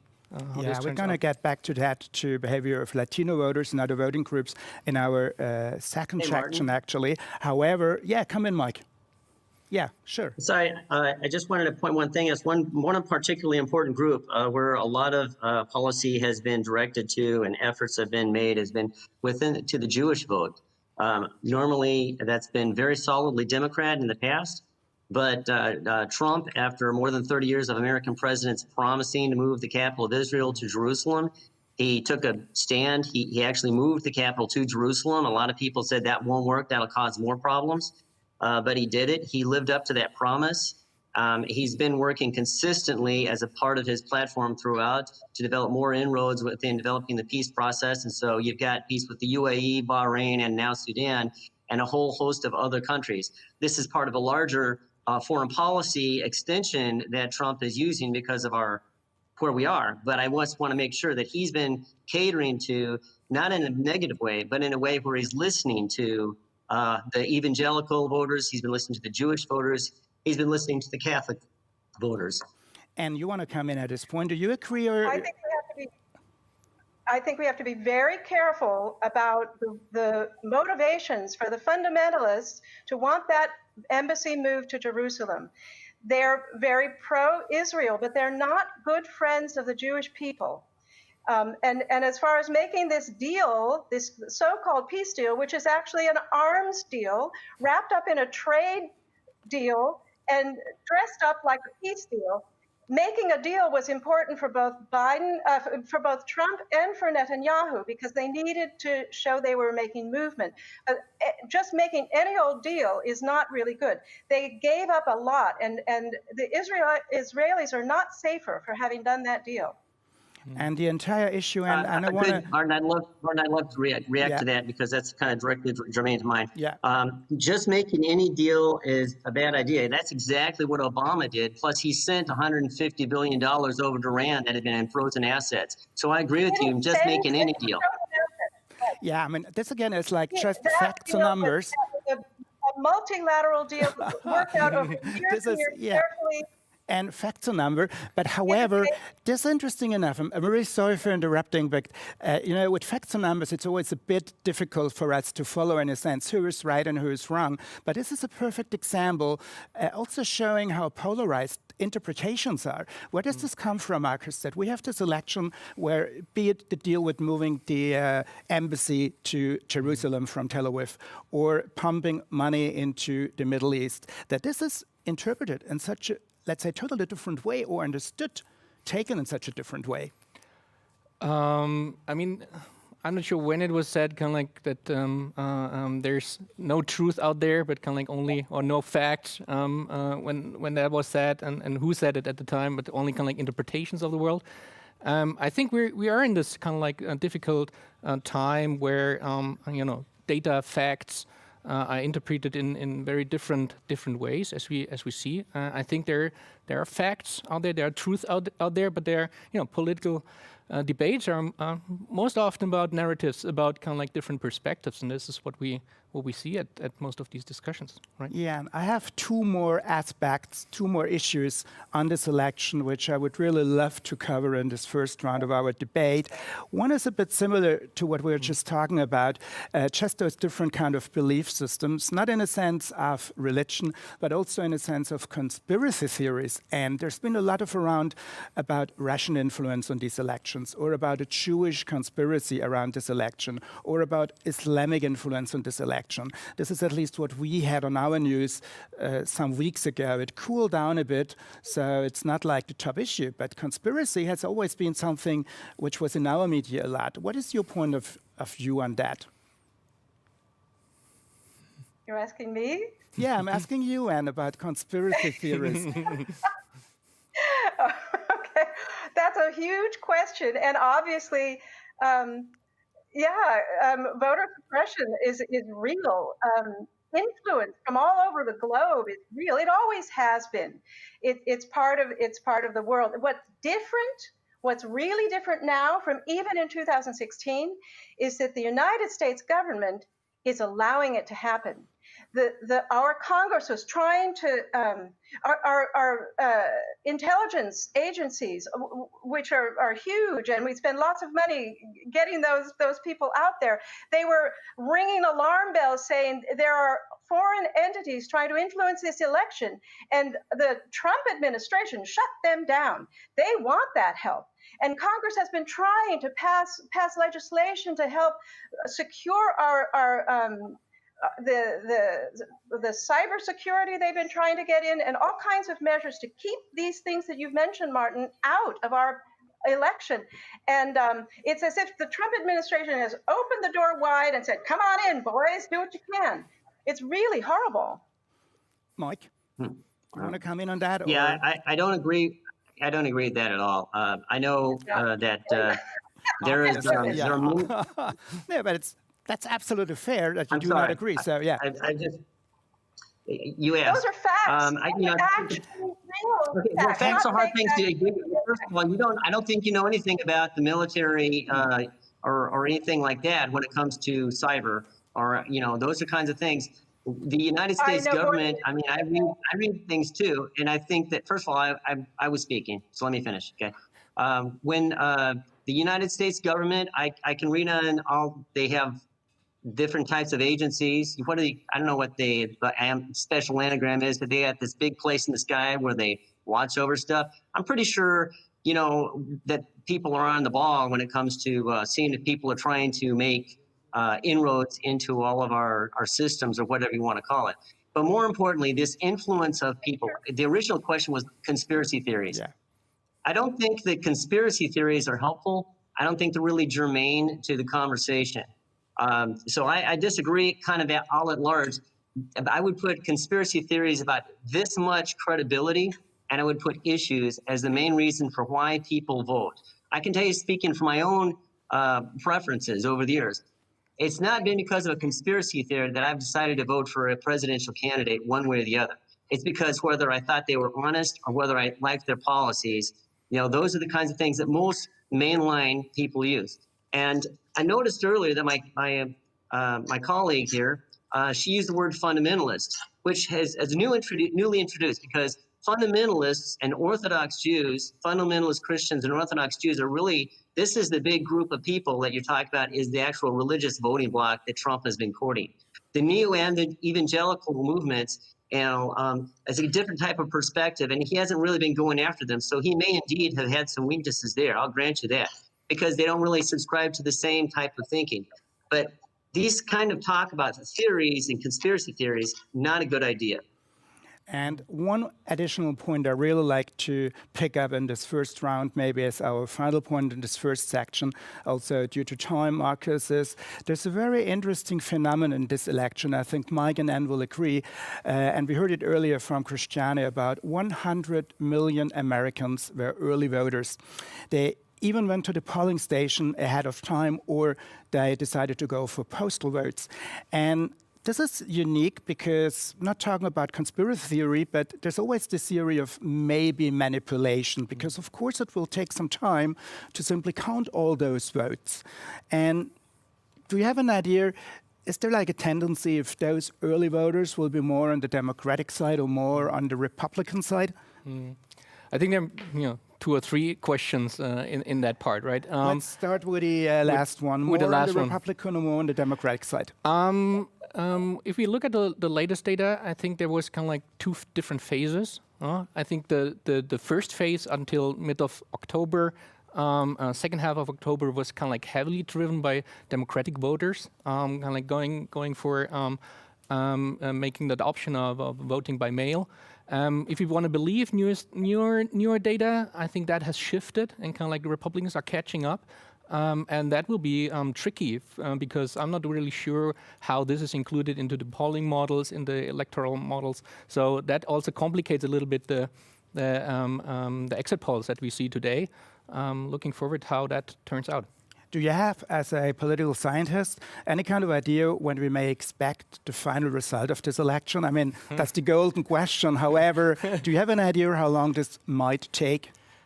This really depends on the dynamics of the day today and the next days. Depends also on the states, because different states have different rules. So if really Pennsylvania is showing up as the decisive state, as many of the polls indicate, then we might end up not knowing about the election, the final election result by end of next week, right? Yeah, Anne wanted to come in at this point, and then I'm going to take Mike to close this round. Anne. You're talking about we need a lot of patience, and what we're talking about now is not an election night, but an election fortnight. That's 2 weeks. That's 14 days till the last votes are counted. And the election isn't over until every vote is counted. What we're going to see is something that I'm sure you both have heard about. You all have heard about the blue mirage, Fata Morgana, and the red mirage, the Rust Belt mirage. It might look like Biden is ahead when states like Florida and North Carolina start counting their votes, because, as Marcos said, every state starts counting their votes a little bit differently. Some are already counting and tabulating. Some won't start until the morning. So it will shift. It will look like Trump is ahead. It'll look like Biden is ahead, but we have to be patient. Nobody's going to jump the gun and declare victory here until about a week or so. Okay, so Mike, if I may just get you in at this point as the final speaker for this round, for this first section of our panel discussion. We heard earlier in other interviews today in our show that some people are really afraid that should Biden win this election, that Trump's voters won't accept it, that they will talk about manipulation, for instance, of postal votes. How serious is this? Why are people so, let's say, don't really believe or trust the early voters and the postal voters as a system? Yeah, that's a good question. I think some people have issues with potential for voter fraud. I mean, that's been put out there, but from what I understand, that number is fairly low. I think that most people are out there trying to do the right thing. Most federal employees are going to try to do the right thing, and most people who are working at these places are going to do the right thing. And if you look at the total United States of America, if you look at even at the states that they call these swing states, you break it down, even in states where there may be more early mail-in, or there could be, that may be a moot point because there's just as much of a chance that a lot of the voters in that on the early stages could have been Republicans at this point as they were Democrats. So, you just kind of have to go with, being patient with the process. I think that's a good point. I think everybody should take a step back and be patient with the process. I don't think that Republican voters will have a major issue if there's something where people have to wait around. They seem to actually be fairly patient in general. I think they've been patient for about 50 years, just are trying to get their policy issues moved through the courts and, get the latest Supreme Court nominations an example of that. They can wait their time and play a longer game. and not so flashy. And so I think they got the patience. They'll wait it out. We'll see what happens. So thanks, Mike and Marcus, for this first round of our debate. And for all those out there just following us, watching us, our spectators, don't forget that you are able to ask your questions. On our website, you will find a small box where you can punch in your questions, your comments. We will kind of collect them, we might sort them, and at the end of our 3 debates, or our 3 rounds of debating here, we're actually going to have a Q&A session where we have a chance to ask our professionals, our experts here in the studio, and Mike and Ann, about what you like to know. So just take some time now after this first round of heavy information and discussion to what you want to know and let us know. And also we opened up new rooms on the website, so follow our rooms. A new room just opened up.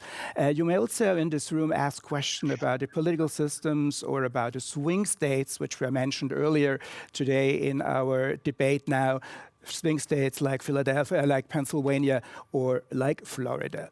And it's also a good time to take a small break, take a deep breath, and listen to our band with Buffalo Hunger.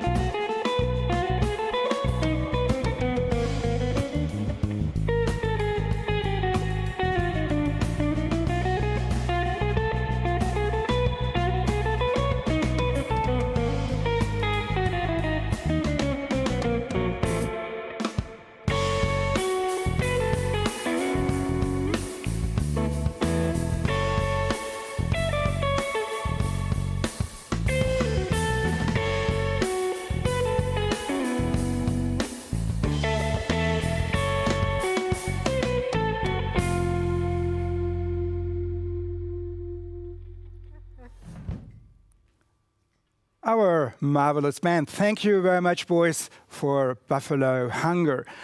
Well, let's get back to the American election at this election night. And there's one group been out there really, literally on the streets of the United States of America.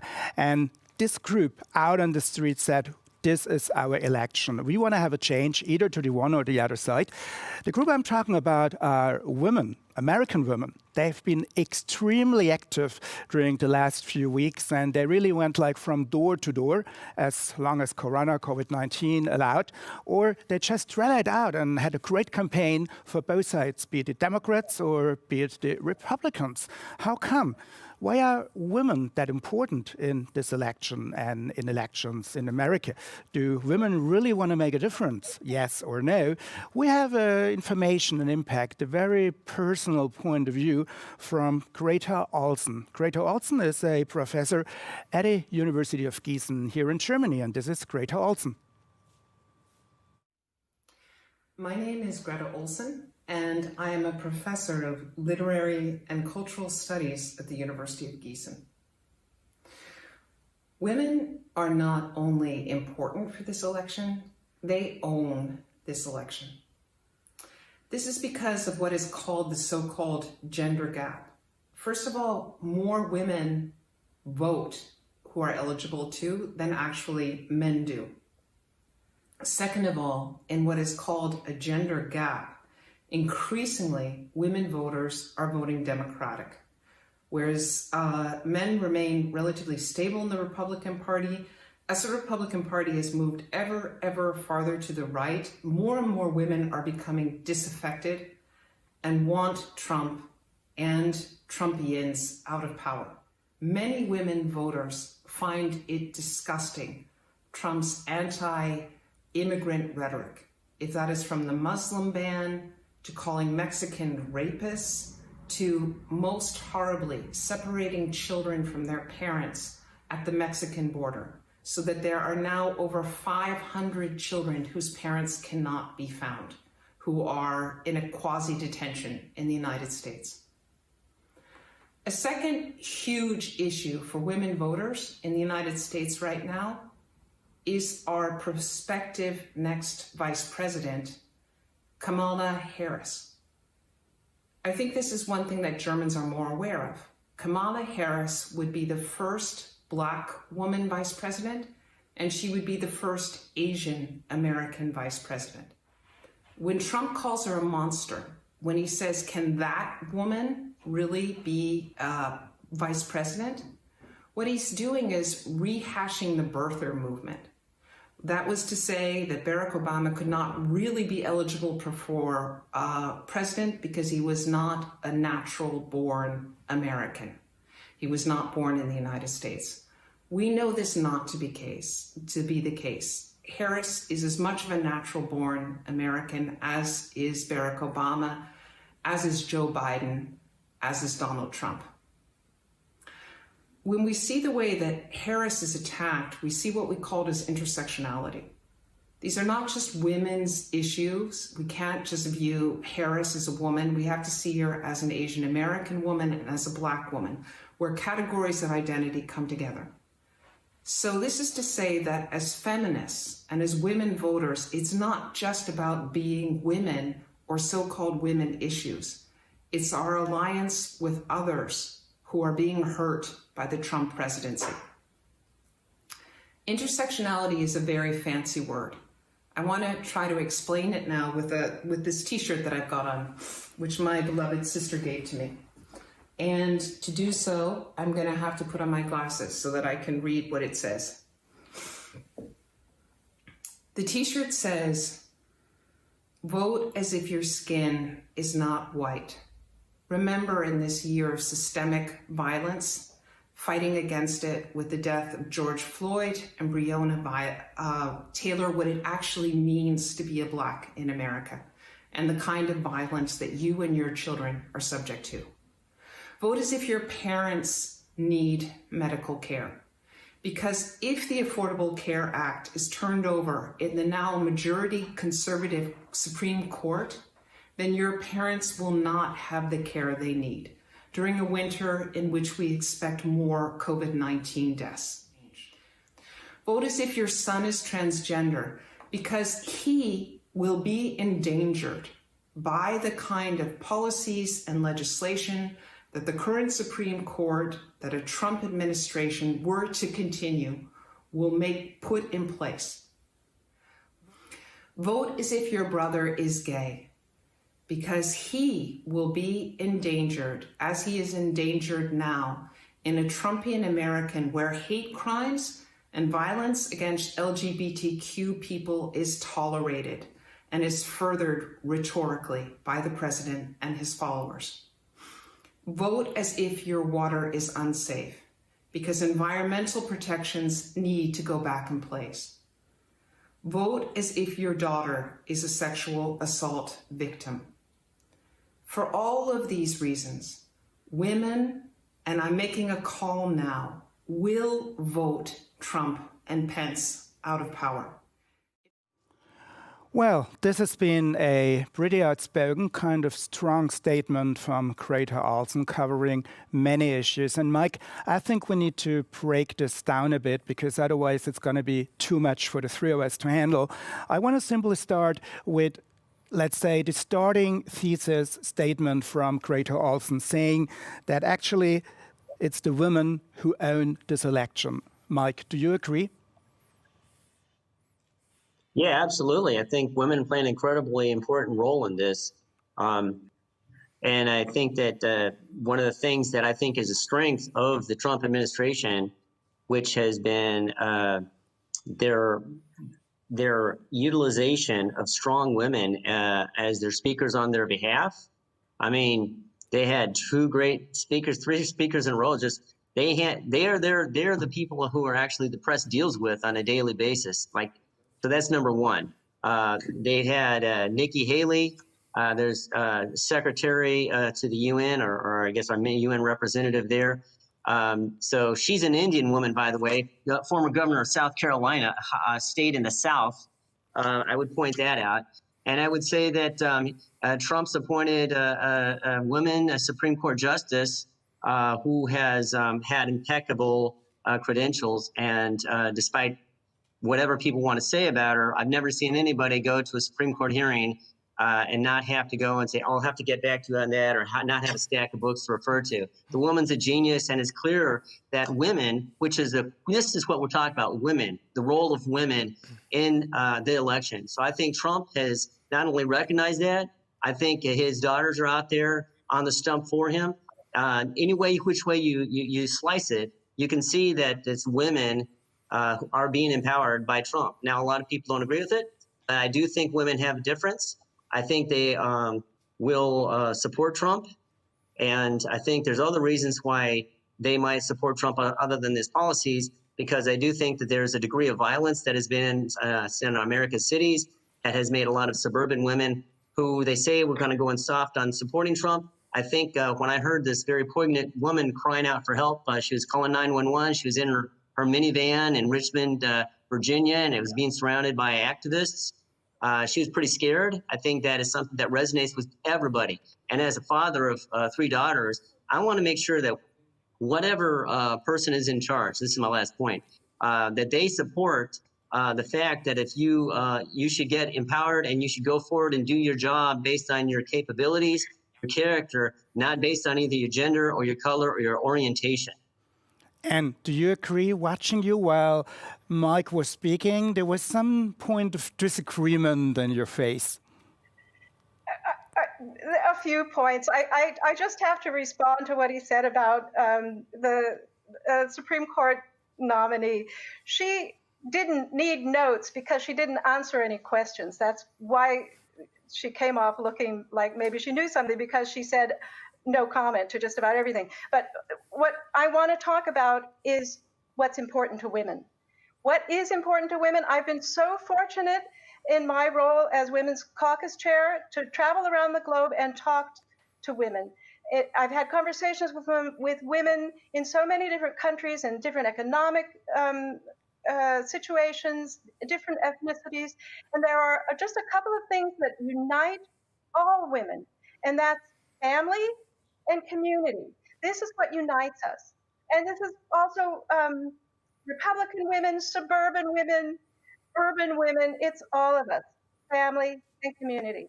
And what we're looking for is safety in our communities. But safe communities are united communities. A safe community is not a community with a gate and a fence and some guy with a big rifle in front to protect you from everybody who doesn't look like you. A safe community for families is one where there's enough food on the table, where there's education for the children, where they can go to school without worrying about gun violence and being gunned down in the classroom. These are the things that are important to women. And these are the things that Biden's policies will deliver. And these are the things that Trump has not even offered. What he's offering is terror. It's stirring up the pot of fear. This poor woman in her minivan didn't have to be afraid. She didn't have to be afraid of Black Lives Matter activists. These are peaceful people. 93% of those protests were peaceful. She was stirred up because Trump wanted her to be afraid. That's why she was afraid. That's why she called 911. I'd like to get Marcus, and Marcus, from your point of view, Wait, which of the two... Before she goes any further, I do need to respond to that, Martin, before we forget about That's what I thought. You got to come in, Mark. Yeah. Well, you kind of have to, and I appreciate Martin's thing. Those are really good points. The problem is, though, that in the previous administration, Joe Biden was the vice president of the United States. He had 8 years. He's been in there for over 47 years, and yet let's take a look at how he's done and performed towards women. I would say that the Obama administration in those 8 years and these areas where you've got these people who are getting gunned down in these urban neighborhoods, the various factors, a lot of that is in economic factors, and under Trump, the economy improved. And Donald Trump has made he's reached out and made economic opportunity zones available in these neighborhoods. So he's been trying to empower women, which allows them to make money, which enables them to move the advance forward. So I don't see that the policies of Trump are not going to be a cure-all. But what I would say is this, that the nation had a lot of problems before he got there, and he's stuck with it to try and improve on those problems, and he's made inroads. And I will say, despite what my colleague would say, I predict that Donald Trump will get at least 2 to 3 times more support from the minority communities than he did in the last election. Marcus, do you agree? Like, which of the two candidates was better in addressing women's issues? I think it's less a question of better or worse, and more a question of kind of like different segments of women or different narratives towards women issues. I would say. I think first of all, I from my personal opinion on that side, I was surprised that kind of like women issues were not kind of like didn't play much larger role in the campaign. I think that has different reasons. Since kind of like both candidates didn't had their problems during and before the campaign with allegations about sexual harassment, for example, but also kind of like what Greta also mentioned, the gender gap maybe is also a factor here that there people thought about maybe there's not much to pick up at certain points, but with regard to the different segments, and it kind of pretty much came out in the debate also, kind of like what was mentioned by Anne and Mike, kind of Mike's, put a lot of emphasis, and I would agree, kind of like, that the Trump administration tried to reach out kind of like to traditional family values, traditional family, suburban women, linking that to the crime narrative, and also what Anne mentioned a little bit, kind of is a different segment of the society, I would say. So there are different narratives, different stories about that. And I want to break this down a little bit more, in a sense, not only talking about women as like a homogeneous groups, but to break it down, women, like what do you know, what do we know about the voting preferences, for instance, of Black American women, of Latino women of Asian origin, like all those ethnic groups and immigrants groups. What do you know, what can you tell us about their voting and electorate preferences? Okay. In 2016, white women took a chance on Donald Trump.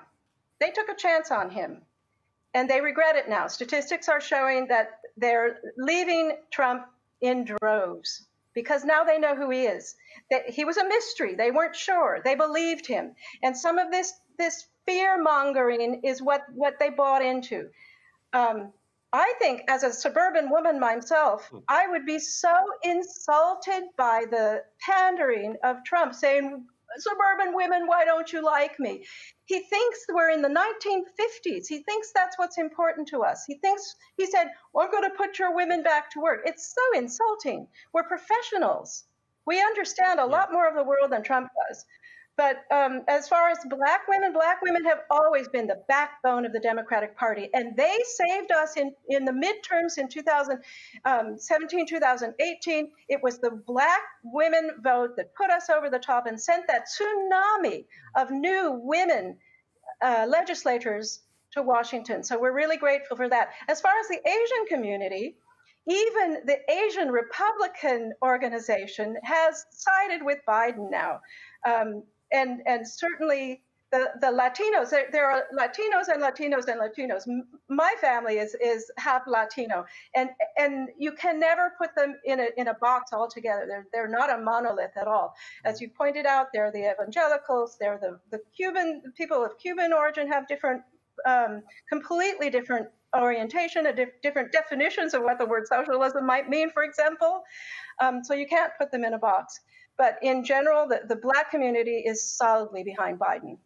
And they know what the 8 years of Barack Obama did. And I just have to say one more thing, that the progress that blacks have made, and it's true, they've made great progress. Latinos and blacks have never had it better in the United States. But this is a continuation of the policies that were set in place by the Obama-Biden administration and worked solidly on for 8 years. That's why they're where they are right now.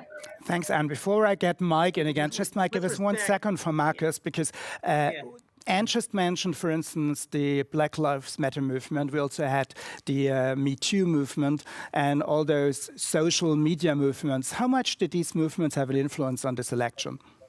I think it's difficult to overstate the impact. I think the kind of like all the movements that we saw over the last couple of years really was kind of like fueled the campaigns on various occasions.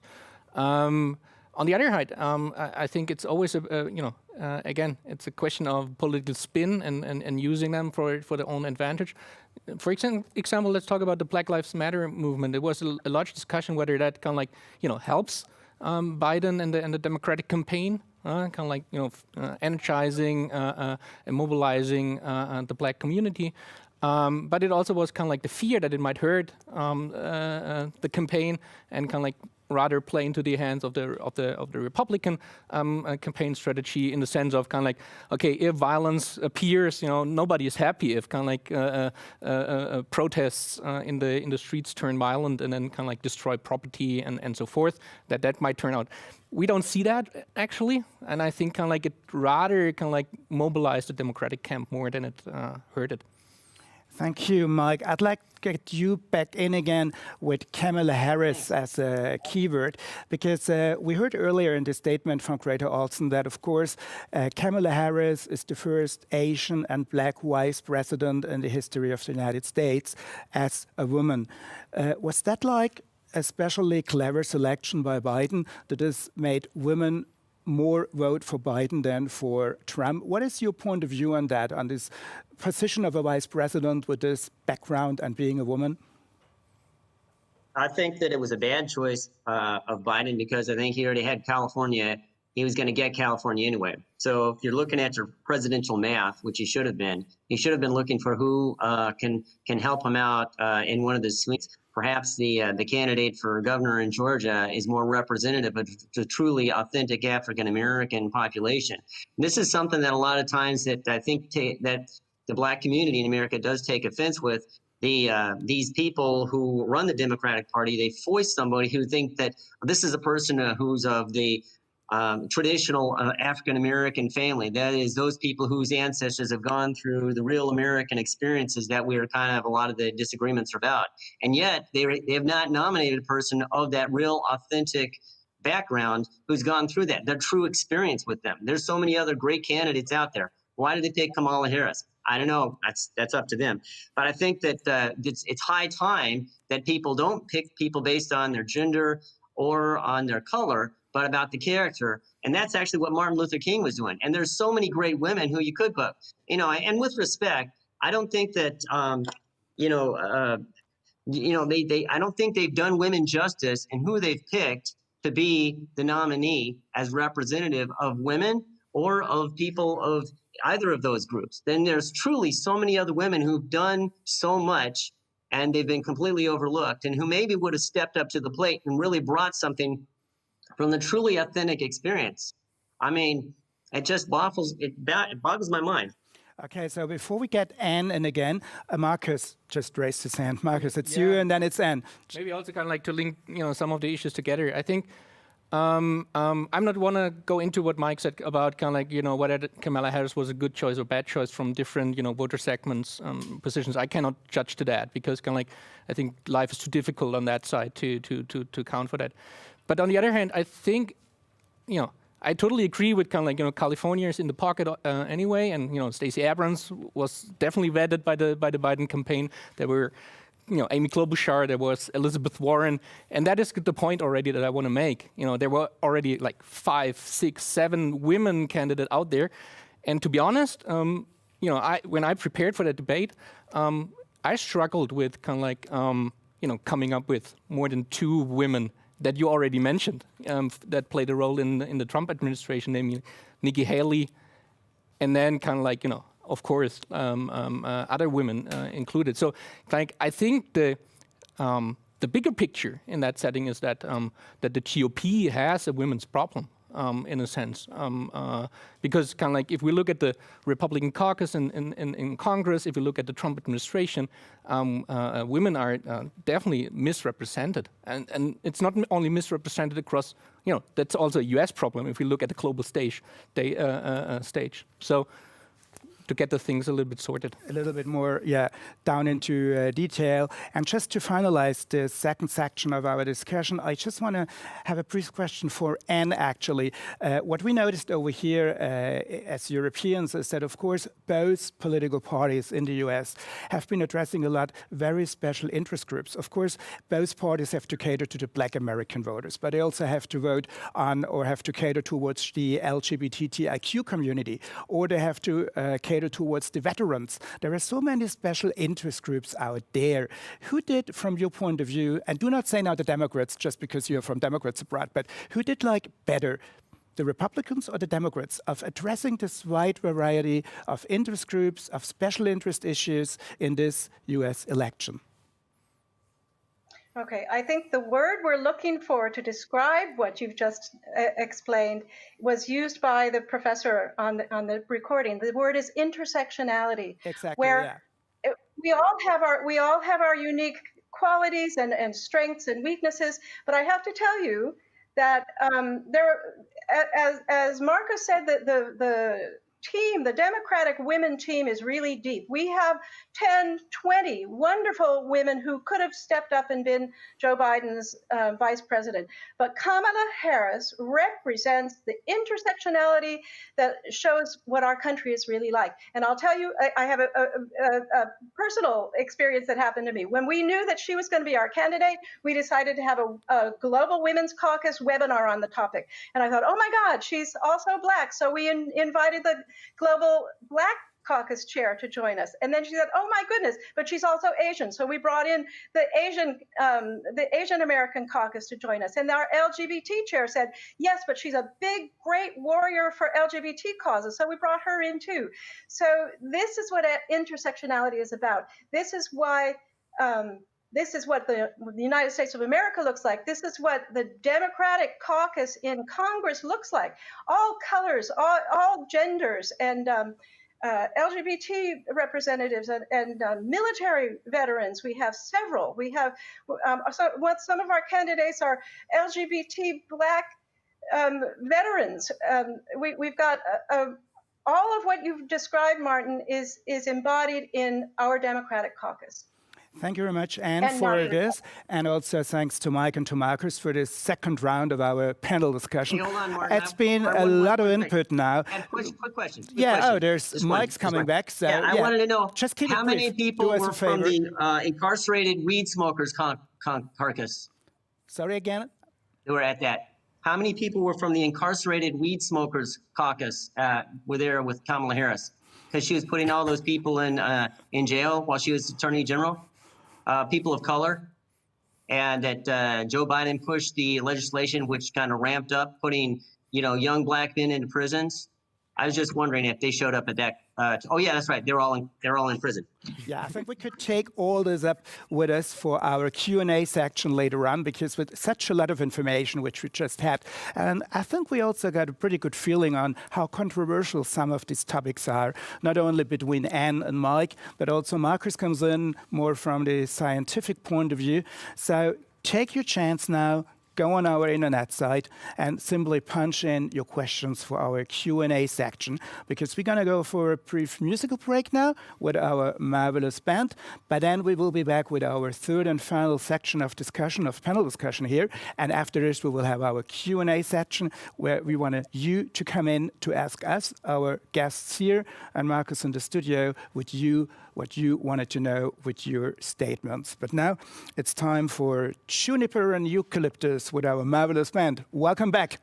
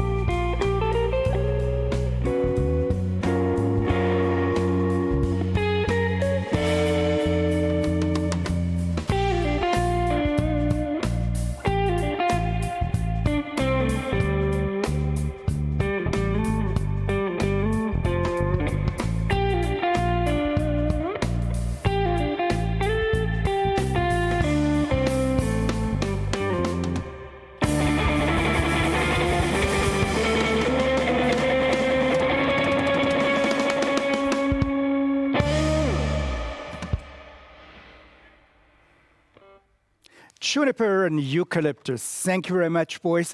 And I think this was an excellent chance for all of us to take a deep breath before we're going to get into our third and final roundup here with our panel discussion.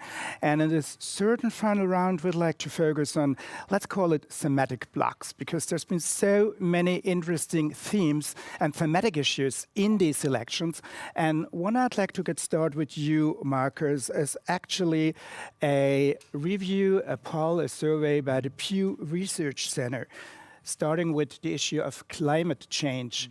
About 11% of the Trump voters, according to this research, say that climate change really was an important issue for them in this election, whereas on the Democratic side, on the Biden side, it's 68% of the Biden voters say climate change is one of the key priorities. Where does this big difference come from?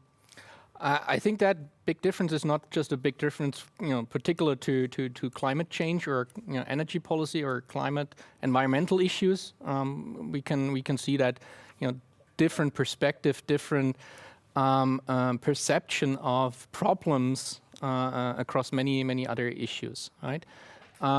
Just think about, for example, the state of the democracy in the U.S. We see that there's a huge gap in the perception, kind of like, Democrats would say like, oh, we have problems in our electoral system, whereas Republicans would say like, oh no, we don't see that. Democrats would rather say structural racism is a problem, whereas Republican supporters would rather say, no, it's the opposite. It's affirmative action that is the real problem. And it's kind of like, so there's a huge divide within kind of like society about kind of like where are the real problems. And that is, of course, a huge problem if you think about kind of like what should be the future road of that country be like.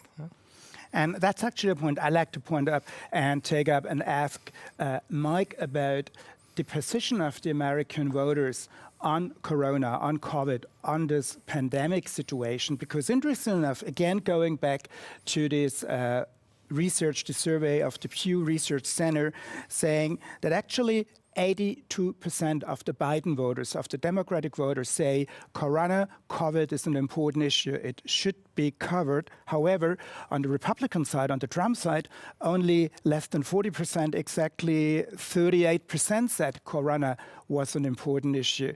Why is healthcare, Corona, not that much in the focus of interest for the Republican, for the Trump voters? Could you give us an update on that, Mike? Yeah, sure. I thought we were talking about climate change, though, but okay. The COVID is later, so just want to cover some issues. So just stick with. Okay, all right. I was a little confused. Sorry about that. Sorry. Okay, so the COVID, I think that's about perception and the role of things with regards to what's important. I mean, clearly, COVID is something that is very close to many people, myself included. I'm currently on lockdown. I have friends who've been in the hospital. We actually have some, family who've actually passed away. So we know all about it. I think polls do not really reflect what the ordinary rank and file member of the Republican Party thinks about it. They probably think it's important, but what they're saying is that I've got these other things that are more important at the moment for most rank and file members. Like, for example, I know that, COVID's got a fairly low mortality rate if you're under a certain age. And I also know that I got to pay my mortgage. I got to keep a roof over my house. I got to keep my job. I got to feed my kids, my family. I've got real life things. So I know it's important, but if you're asking me what's important, I've got all these 15 things. I've got to rack and stack them according to my needs. And I think that's probably where there's a difference is. It's a difference of perception. It's not meaning that you can't have a big one alpha list. Obviously, my health is very important, but also so is eating food. I can do both. I can eat food and I can work out. Those are both important to me. And so when we look at the COVID perception by Republicans, it's not saying that's not important. It's saying healthcare is important, but we're not something that we can't stop. And this is really what the gist of what these questions are about. Do we shut the country down so that they can maybe get a hold of it, or do we open up the country? And then too often they've been comparing the United States to Europe. I'll get to you in a minute. Don't worry. I won't speak over you, okay, Ann? But I got the floor right now. The thing is, though, with and the Germany and Europe have had a huge resurgence in COVID cases, and they took stringent measures, just like the United States did, maybe even more stringent. COVID is a pandemic. It's something that's all over the world. And so there's other things that have to go on. Life has to go on. And so you can't, eventually you're going to run out of people to borrow the money from, and somebody's kids are going to have to pay that money back. And I think that's why Republicans who are a little bit more pragmatic, that's just part of the Republican ideology. If you're asking a Republican voter, they think, well, we got to we got to be a little bit more careful with how we're spending our money and where's the money coming from. That's just kind of part of the Republican mantra. Yeah, and so to close it up, this is why Republicans don't have the same perception. So if it's an issue of perception, if it's an issue of perception, and before you're going to react on what Mike just said, I just want to briefly ask you that, just staying with the polls again, with the survey, about 88% of all the Trump voters say economy is the most priority issue, that's the most important issue, where less than 50% of the Democratic voters see that the economy was the most important issue. They are much more for climate change and other issues. So taking up Mike, do you think that the economy is not that much of importance for a Democratic voter? Well, fortunately, our leaders in the Democratic Party, including Joe Biden, understand that all of these things are so closely interconnected. You can't do one or the other. And fortunately, leaders in Europe and around the world understand that too, that you can't decide between the pandemic solutions or the economy. It's not one or the other. And the environment is also the baseline. That is the most critical issue that we're talking about. The climate collapses will make the pandemic look like nothing. So fortunately, the Democrats see the economy as important. When you say that they don't find it as important, I think we're talking about priorities here. That we see that at the moment, getting that pandemic under control is the only way to rekindle a lively economy. We get that. Fortunately, the Germans get that. Most countries get that you cannot have full employment and a robust economy until you get this pandemic under control. It's just a fact. It's one of those things where Biden and the Democrats are listening to scientists. And when we move into the discussion about climate change, the Democrats are listening to the scientists on the pandemic, on climate, and that's the way to rekindle our economy too. It's so connected to the economy. So I really got to respectfully disagree with my colleague here, because I just need to get Martin, I have to respectfully disagree with my colleague. I'm sorry, am I getting feedback? Is that feedback? I'm sorry, what? I need to get Marcus in very briefly. I get you in a minute, Mike, but I just want to get Marcus in for one point what Anne just mentioned. How the two parties actually rely on scientists, because Anne was kind of pointing out, making a point, the Democrats were more with the scientists, the Republicans less. I mean, we'll give Mike a chance to respond on that, but from your point as a scientist. This is always a tricky question. Yeah, it's a difficult question. Of course, there are kind of like high-profile issues when kind of like President Trump kind of like openly contradicts people in his own administration, like Professor Fauci and others. But I still think kind of like, it would be oversimplified to say like, okay, one believes in scientists and the other don't, because kind of like at the end, I still believe that lives are at risk, and kind of like everybody does his or her best to the best of the knowledge and get the best information that you can get. I think it's more a question of what came out in the discussion about kind of like the, a different, prioritization. And we see the same discussions happening in Germany as well. And kind of like different opportunities, and I think this discussion is important to have, and kind of like listening to scientists that say the COVID pandemic, fighting against the pandemic is the first priority, but there are also scientists that have a different opinion on that in Germany as well.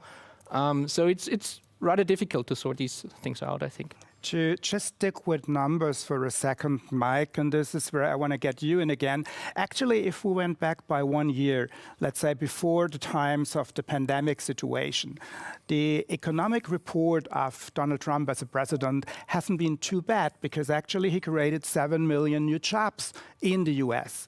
No one talks about this anymore because everything is covered by the pandemic situation, by our friends, little Corona and little COVID. So was the situation bad for Trump in his campaign, from your point of view, Mike? Okay, well, first of all, I want to address it that the 3.68% unemployment rate that you're referring to, which was the highest employment rate for Black Americans and Latino Americans, is that what you're referring to, Martin? Okay, yeah, I just want to make sure I was clear on that. That's correct. The United States in the last quarter, despite all of the problems with the coronavirus that was gone throughout the world, the United States economy grew at a rate 10 times that of China. We had a 33% GDP increase versus China with 2.7. Germany came out at 8% increase. So obviously something that the Trump administration has been doing when it comes to managing the COVID virus and the economy is working. And by the way, there's multiple vaccines that are in trials and ready to be rolling out amongst weeks. And even though American rates of the virus has gone up, just as it has in Europe, as Europe is finding out, because we're over us here, and this is why we're all talking this way, the actual fatality rate has gone down and continued to go down in the United States. And I've got those rates right now in front of me that I've seen. There's actually been a 25%, went from 25% chance from when they originally started the pandemic down to 7.6. Numbers. Let's talk real numbers. Let's talk about the 500,000 manufacturing jobs that came back to the United States during Trump's 3 years, as opposed to those that were lost that President Obama and Joe Biden said would never come back. Because poverty and illness go hand in hand. Because the cities and the states that have been locked down are the Democratic cities and states. They're the ones who are in the most economic trouble. And I challenge my colleague to disprove that. Approve or disapprove, Anne? Well, first of all, I think we have to be extremely careful about any kind of statistics that are coming out of this administration, since they've replaced professionals with Trump loyalists. Wherever you're listening about the newest vaccine or any kind of statistics, we can't even depend on the weather service anymore without fear that some kind of statistics are being manipulated. So I would have to be very careful about any statistics. The other thing is that— And with respect, that came from NPR. NPR is pretty left-leaning. I was speaking, Michael. Thank you. I think we have what you were saying in the beginning, Martin, about the robust economy that we had at the beginning of the Trump administration. What he did, he inherited a really booming economy from Obama. Obama inherited a collapsed post-crash economy from Bush and built it and built it and increased to the point where the unemployment was better, not ideal, and then Trump just hopped on that curve and flattened it out so that it still looks okay, but it wasn't at the rate the rate that Obama was hoping for and would have achieved, except that Trump took this advantage of a booming economy and blew it by giving a massive tax break to the people who were already wealthy. And it didn't get down to the people who needed it, the middle class. It wasn't invested in infrastructure, new jobs, and so forth. It just went into stock buybacks and CEO benefit packages and all of that. So he really blew that.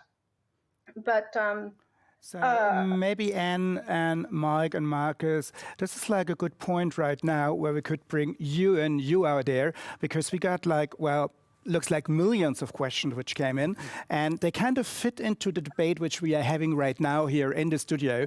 And so I'm just getting those questions here on this little tablet, and there's one question actually coming in, which I also have on my cards. Just hang on a second. One is about, do you believe that America's reputation, with America first, so to say, America's reputation on a global scale, like the image of the United States on a global scale, played a role in this election to the Americans? Maybe, Marcus, do you want to start, and then we get Anne and Mike in? So whether kind of like that... It's basically talking about, does the average American voter know about America's leadership or what we expect from the Americans? I would say it plays a minor role. I mean, thinking about also kind of like German elections and other elections, I think it's kind of like most of the things, domestic politics matters. That's kind of like what counts when I cast my vote. It's less of a question kind of like how I'm perceived overseas or in different. I wouldn't say that it plays a huge role in the voting decision for everyday people.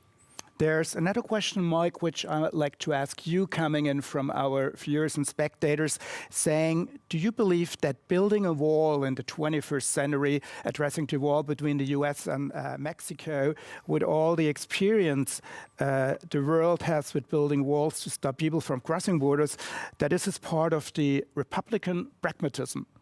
That's the question we got, Mike. Well, it seems to be working for the Israelis. Since they put up walls, they were able to reduce a lot of violence that was coming in. And a lot of other countries who've had walls were pretty successful. Well, the jury's still out on that. A lot of people feel strongly about walls. What I don't like is I don't like the fact that the conversation is always the way it's been framed about a wall, instead of the conversation looking at that this mass immigration is coming in from south of the border and other places is actually relief valves for apartheidism that's being in these Latin American nations. Places like Colombia, where Germany buys about 30% of its coal that it's used, that sends it over to Heilbronn. So this is the kind of things that I think we should be discussing. Who needs a wall if you're happy at home? Why aren't people happy at home in those countries? Those are the things we need to be talking about. We need to be fixing the problems and helping our South American brothers and sisters rather than worrying about a wall. So a wall is great. Let's put it up. Let's see what happens. Maybe it'll reduce the flow. But the important thing is, how are we going to help those people? And I think that's the more practical thing that we need to worry about. When I was in college, I went down to Central America, and I saw these poor campesino people in their little villages. I saw how they'd been taken care of. And I saw the people that had just come into power in this country, and they said they're going to make it so they could get those people a better way of life. And I was all for that. I was young, 20 years old. And you know what happened is, they displaced one form of tyranny with another. Because Daniel Ortega and his group are still in charge in Nicaragua 35 years later. So what I learned from that experience is, it's not just take something from the people that have it, but to help the people who want to have and be empowered. We need to be down there helping those people in a real tangible way. That's what the discussion should be about. Does this mean, Anne, that maybe, should Biden be the next president, that development cooperation going to be reinforced by the United States? I do think that we have a large role to play in helping other countries. And Michael, we finally found something where we agree. I really agree that helping the countries, and it's an issue for all countries that are experiencing mass migration. Helping the people at home, asking ourselves the question, why are they coming to us? What's wrong at home? And helping to solve those problems. But the way to solve it is not to build a wall and a big tent around yourself. America first has resulted in America alone. And that's not a way to help the world. That's not a way to build confidence for our allies. Our allies are terrified because America first means they're second, they're last, and America doesn't care about them. Democrats Abroad deals obviously with Americans who are deeply integrated into their communities in almost 200 countries around the world. So America first doesn't make very much sense to my voters, to the people on my team. Thanks for that. I have Yeah, some the problem questions is coming, and hang on a these mic. countries aren't even acting in themselves. I'm just Mike, responding to her, Martin. I think I should be allowed to respond. We're having a conversation, a brief response right? only, because Yeah, okay. I just want to get through the questions, you know, just to be Yeah, polite to our so spectators and viewers out this there. This is good flow. Good flow. So I was just going to say, you know, this is a really important point here. A lot of people talk about great divisions in the United States. You see, the thing is, this is not about divisions. This is about how we can implement policies that we really are all people who are trying, we're people of goodwill, Republican or Democrat. And that's something that needs to be said, and people need to understand that name calling and demagoguery that you hear in the press, the exaggeration that was amplified by the press, this is the kind of stuff that's unnecessary. Let's have a policy discussion so we can move forward and find solutions. I agree, because a lot of the perception of what's going on shapes, but that's not really what the reality is on the ground. My disagreement with mass migration isn't because people are coming into America. It's because of the people who are coming in that are being exploited, the drug trafficking and the sexual slavery and those kinds of things. Those are the bad things. Those are what most moderate, middle-of-the-road Americans are trying to fix. We just want to close this. So we're in agreement in so much. We need to highlight that. We just don't want to get now into a general debate on migration and immigration, because this is like a topic shared everywhere, like who are those people coming to our countries. I have a couple of questions on the electoral system and on the election results. And one question which sounds a bit funny, and maybe that's one for you, Marcus, is that interesting enough, someone says whenever there are presidential elections in America, we can see people standing in line, queuing up in front of the polling station. Here it says sometimes for 6, 7, or even 10 hours. And this appears strange compared to other democracies around. Why do the Americans do that, stand in line to vote? This is really a good question. I'm not sure whether it's kind of like, I think they're, you know, Americans are not particularly known for queuing. Would come other people to my mind, but maybe it has something to do. I would say it has maybe something also to do with kind of like just simply the amount of people that go out for votes, and kind of like the infrastructure that is set out. You know, all these things. Also, kind of like, you know, what we started the debate with, kind of like, you know, vote by mail is not such a broad option that kind of like compared to Germany. And there's a second question, actually, and maybe I can give the word to you. The second part of this question on this standing in line, the lady or the gentleman who posted that question says, and usually what we see on television, there's a disproportionate number of people shown in the media, people of color standing in line. Is this just a coincidence? Not a coincidence at all. It's unfortunate, but it's really true. My family in a comfortable, wealthy neighborhood in California never have to stand in line. I've never stood in line in my life to vote. But it's true. We talk about blue states and red states. There are, in fact, actually states where voting is encouraged and they try to make it easy, and states where they try to make it hard, especially for Black people. And this has been going on since they got the vote way back many, many years ago. After slavery, they started these all kinds of special rules and laws, especially in the southern states, that make it extremely difficult for Black people to vote. I don't think we have the time to go into it. I'm sure Marcus knows all about what I'm talking about, but it's no coincidence at all. They have fewer polling stations with more people. They make all kinds of difficult rules, which maybe Marcus can go into. I'm sure you know what I'm talking about. It's not a coincidence, unfortunately, and it's something that is going to change. It's going to change with the new administration. I'd like to join in if I could. Because I was watching something in some city, and I saw this camera going around, like it was like 2 lines around the block of people standing around to wait to vote, and that was in some I think it was New York, might have been another place, but I think that standing in line, maybe Americans are a little impatient, but one thing we hate, and I think Ann might be able to join me on this, just as a fair warning to people out there, if you go to the United States, you better stay in line and don't be cutting in line like the Germans do. Everybody will make a big bail line. That won't happen because people will get irate.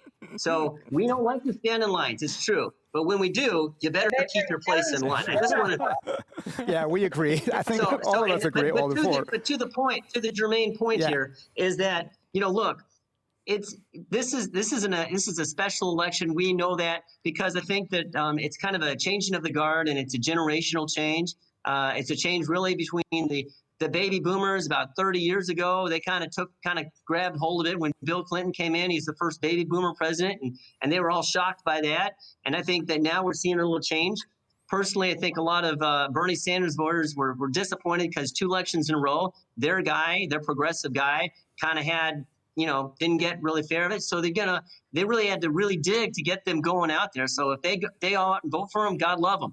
But Republicans feel very strongly, and they will stand out in the snow, going uphill 5 miles both ways just to get to that polling station, because they feel very strongly. A lot of Republicans are what you call one-issue voters. And there's a question when I was in the States last week, 2 weeks ago, Sorry, Mike. I'll finish. 2 weeks ago, I was standing there, and I stayed out in an hour. And I was in DuPage County, one of the wealthiest counties in America, standing around just to vote. And it was all white people. I mean, we all understand that this election is especially important election, so people are going to stand in line and they will just wait to go and do their votes. However, there are several questions coming in on one topic, which has been, at least over here, a big one in the media. What will happen, actually, Marcus and Mike, but maybe start with Marcus and then followed by Anne. What happens, is a question here, if Trump does not accept the votes coming in via mail or the early votes? Mm-hmm. I mean, there are many scenarios floating, and it depends really on, as I said, kind of like the dynamics of the election and which states we are talking about, right? Different rules, Anne mentioned kind of like, I mean, the electoral system and the electoral rules are so complex in the U.S. And it's hard to keep track of. I think it really depends on kind of like what are the states we're talking about, what are the rules that are in place. There are many different rules, as mentioned earlier. When to start, when to stop, which ballots to accept, which not. I think this will be a difficult issue to decide. We see some hints going on. We see some hints by the Trump administration. We see some hints by the Supreme Court that certain rules might be kind of like canceled or not, reviewed. That are in place. We know that kind of like lawyers from both campaigns are present, and we know I mean people that are old enough like I am to remember the 2000 election and the Bush-Gore decision. I mean there are precedents to these kind of difficult situations. I was still in high school. I think you're the youngest one. But anyway, we have a question coming up for Anne especially. So if there's a question coming in especially for Anne, so the question says, Anne, how do you feel about never Trump Republicans like the Lincoln Project, who endorse and even campaign for Joe Biden? Do you think that they are the future of bipartisan politics? The simple answer is yes, I do. I'm very, very encouraged by that. And I should point out, I was also a Republican. When I first came to this country, I was a Republican. So I learned, I changed, but the Republican Party has gone so far to the right, as was mentioned in the little clip, that it's really hard for anybody to identify with it anymore. And I'm so proud that for the first time ever in a presidential election, huge numbers, record numbers of prominent Republican legislators are standing up and saying, nope, not Trump. The Lincoln Project, as you mentioned, and many others, real Republican leaders, military leaders, retired generals and admirals and joint chiefs of staff are coming out in huge numbers to say, wait a minute, this is the first time ever that a sitting president is not being supported by any past presidents in an election. So there's been a real turn away from what's going on now and say, wait a minute, this is not real conservatism, this is not genuine republicanism. And I do feel that the younger generation of both parties is coming together. They see climate as the issue that needs to be solved, and they know there's not very much time left. There's 8 years left. And if I might just say, the next president of the United States, number 46, is also the last president who has a chance to make a plan, because president number 47, 48, 49 will just be doing damage control. So for, I think, young people of every party, it's climate that they're talking about, and there's only one candidate who ever made a plan. And Donald Trump. Taking this up, I want to say that I agree with Ann. Yeah, you agree with that. May I just give you? At least you agree. May I just?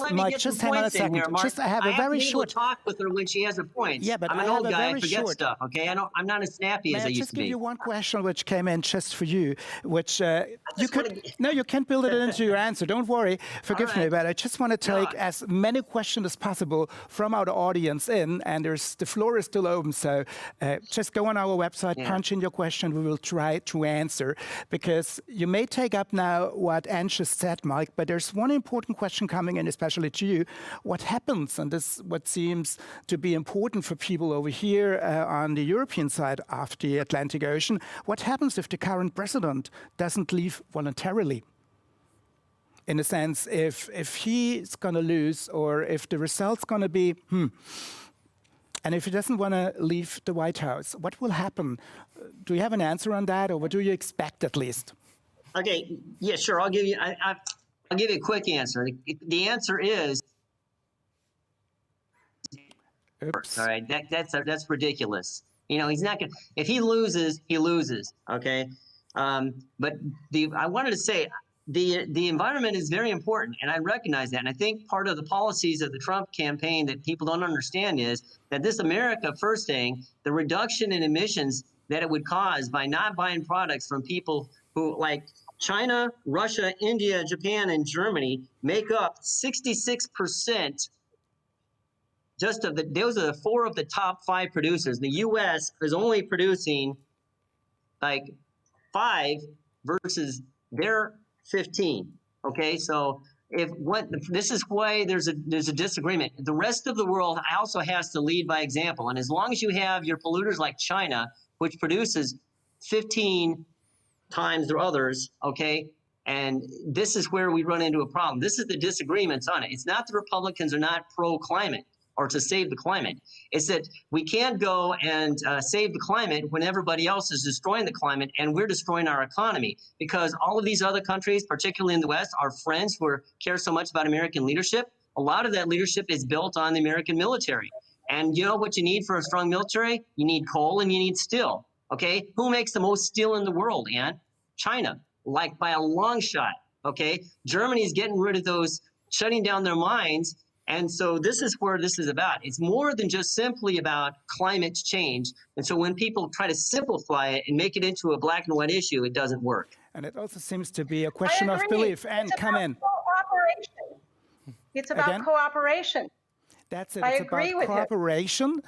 You agree, and it's also a bit about perception and belief systems. And I just want to hop over to another topic, because remember what we were talking about first thing today, actually. I'm laughing with you. It's a religion.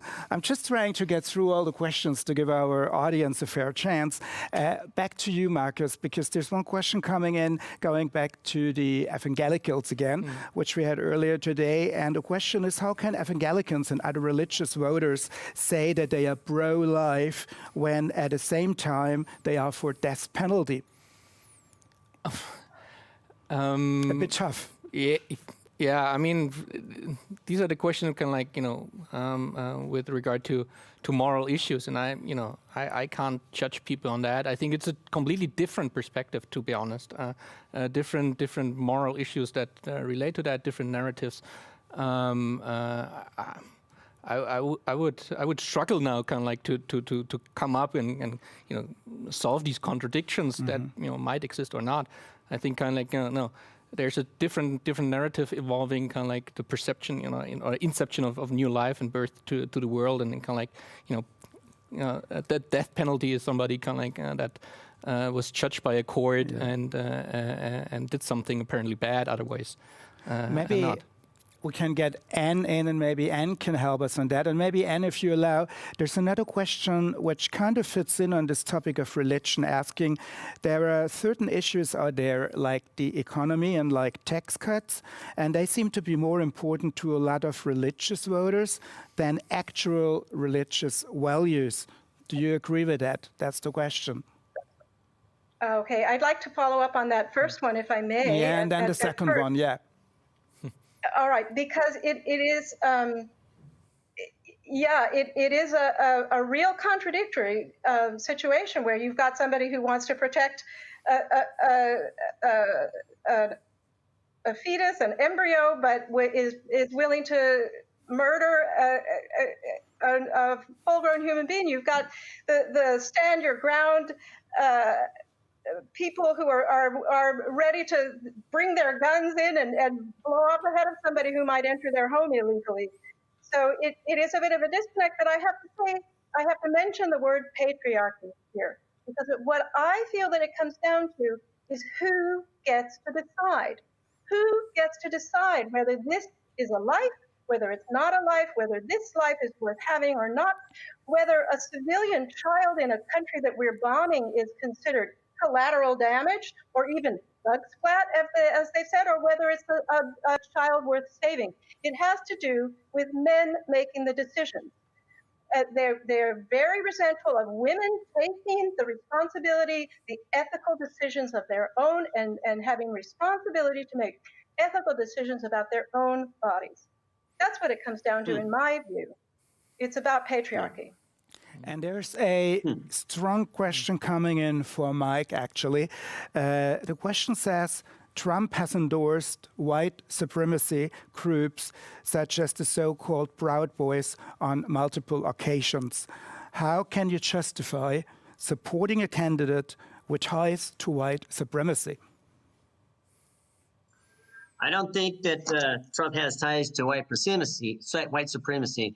And I don't really think that the context that you're bringing that out, and I was not able to get a full, I think I missed the whole, how that all came about. I think that there was, a lot of times when these things get tossed around, there's a lot of confusion in the air, and there's comments that are made. But I've heard on numerous occasions Trump flat out denying it. And I would say for myself, and I speak for myself and for Republicans, we categorically, read my lips, like George Bush, we categorically throw out the concept of white supremacy or anybody's supremacy. We are for equal rights for everybody, and we are for everybody to have an opportunity to make something of themselves in the world. Where we differ on this with our colleagues is that we want people to have the full empowerment of being able to pull themselves up as developing themselves, as opposed to hand down, pull them up. It's a difference between getting fed a fish and learning how to fish. Now, this is the real crux of the matter. So if you got some wackos out there who are white supremacists or whatever they want to call themselves, we disassociate it from it in the strongest terms. Am I clear? Am I clear? It was a clear statement. And I want to hear crystal. You are clear. You were clear. And do you agree? About traditional Republican values, traditional conservative Republican values. George W. Bush was a big advocate of racial integration, and he was a supporter of he was certainly not a racist. But the Trump version, the new Trump flavor that is pushing to the right, the Trump supporters, many of them are, we don't even have to talk about Trump, but I think we have to agree that white supremacists in the United States are a problem, and white supremacists are backing Trump. The KKK endorsed Trump. And whatever you want to say about him, the white supremacists are a danger in this country. They're terrorists. Here's something that you may be food for thought. When one side keeps pushing and calling people and categorically boxes people into a certain type of thing because they don't agree with them, and they call everybody on that side, as has been kind of going on. Call everybody, well, they're all this group of people. And you take half the people in the country and you expose that, and then a small percentage of that people fall into that, yes. But it's just like on the Democrats. There are some people in the Democratic side who they're Democrats, but they're also militant in their actions and what they've done. There's been a lot of violence, but you cannot lump all of the Democrats in there either. There's a lot of, just like you, before you came here, you were a Republican. Okay, I was a Democratic leaning person. Why? Because I didn't grow up in wealth. Okay, I had to scrap my way through. Okay, the black kids made fun of my clothes. They made fun of my shoes. Okay, so I got all kinds of stories. So believe me, I didn't grow up with privilege. So when someone who's, and like many other people have had to work to get where they are, hear other people, not you, Ann, but when other people talk about something like people of white privilege and stuff like that, they conflate the issues. And this creates a lot of anger by people who say, wait a minute, I had to get what I got, and I don't want the state taking 65% of what I make. And so this is where it comes down to. At the end of the day, it's more about what you've done with your life and what you're going to keep and pass on to your kids, okay, than not. This is what's really the core issue of where Republicans and the new people who've been joining from the middle class, the working Democrats and the blue collars are coming from. They want to have something at the end of the day that shares in their values of what they grew up with and that they can pass to their children. And the Democrats have a different view and the Republicans have a different view. And that's okay. But we don't need to have people calling each other racists or white supremacists or any of that crap, because that's what it is. It's all noise. So, Marcus, do you agree? Hang on a second. And Marcus, do you agree? Is this like an American-only phenomenon because it's just a two-party system? Or is this also true for us over here in the European Union? Yeah, I think it's not particular to the US. I think it comes in with different shades. Also in our system, we have the discussions kind of like, what are the boundaries exactly of, let's call it political correctness, or what are the lines when should we call a racist a racist, I think there is a line where we should say like, okay, this is a line that crossed, and we should be allowed to call somebody that makes racial remarks a racist. We have these discussions with regard to the AfD in Germany as well, kind of like where are the boundaries shifting, and but I would also agree with Mike on the other side, kind of like, of course, of the debate. Although I kind of like, I think it's more of a question, and so like when you said his own experience, this is something that we call in political science ecological fallacy, coming from the own experience and then kind of like extrapolating these kind of experiences to the whole society. I think we need to also discuss, on a societal level, the experiences. And I think kind of like what came out in the discussion is kind of like that there's a real disagreement in the sense kind of like how the state of the society looks like.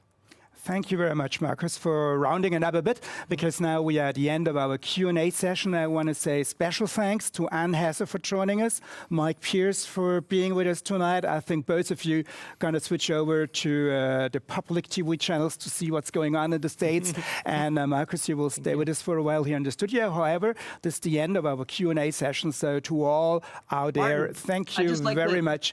We have to come to an end now. Wait, sorry, before you Mike. let me go. Sorry, Mike. Yeah. I just got to say this. Hey, Ann, it's been great discussing things with you. I'm glad that we can show people that Americans can have difference but still socialize. I look forward to seeing you, and we can go and have a beer, okay? We're meet for beer and look me wine, up. Ash.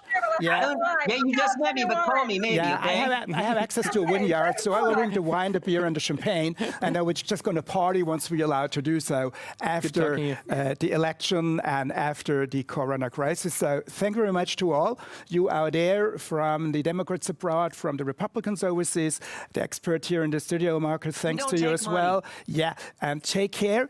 We wish you all the best. And now it's for me time to say goodbye, but however, to turn the floor over to my lovely colleague, Christiane. Vielen, vielen herzlichen Dank, Martin, und auch an dich, Markus, an Ann und an Mike. Ihr habt ja wirklich alle sehr, sehr engagiert über sehr ernste Themen gesprochen. Dankeschön, dass ihr so dran geblieben seid. Es war für die Zuhörenden wirklich sehr interessant. Also danke sehr. Ja. Und ja, dann würde ich sagen, das war wirklich jede Menge Food for Thought. Und wir machen jetzt mal wieder einen kleinen Break, bevor es dann nachher weitergeht mit Arthur Landwehr. Und zwar Walk, Don't Run von The Imaginary Predator. Thank you.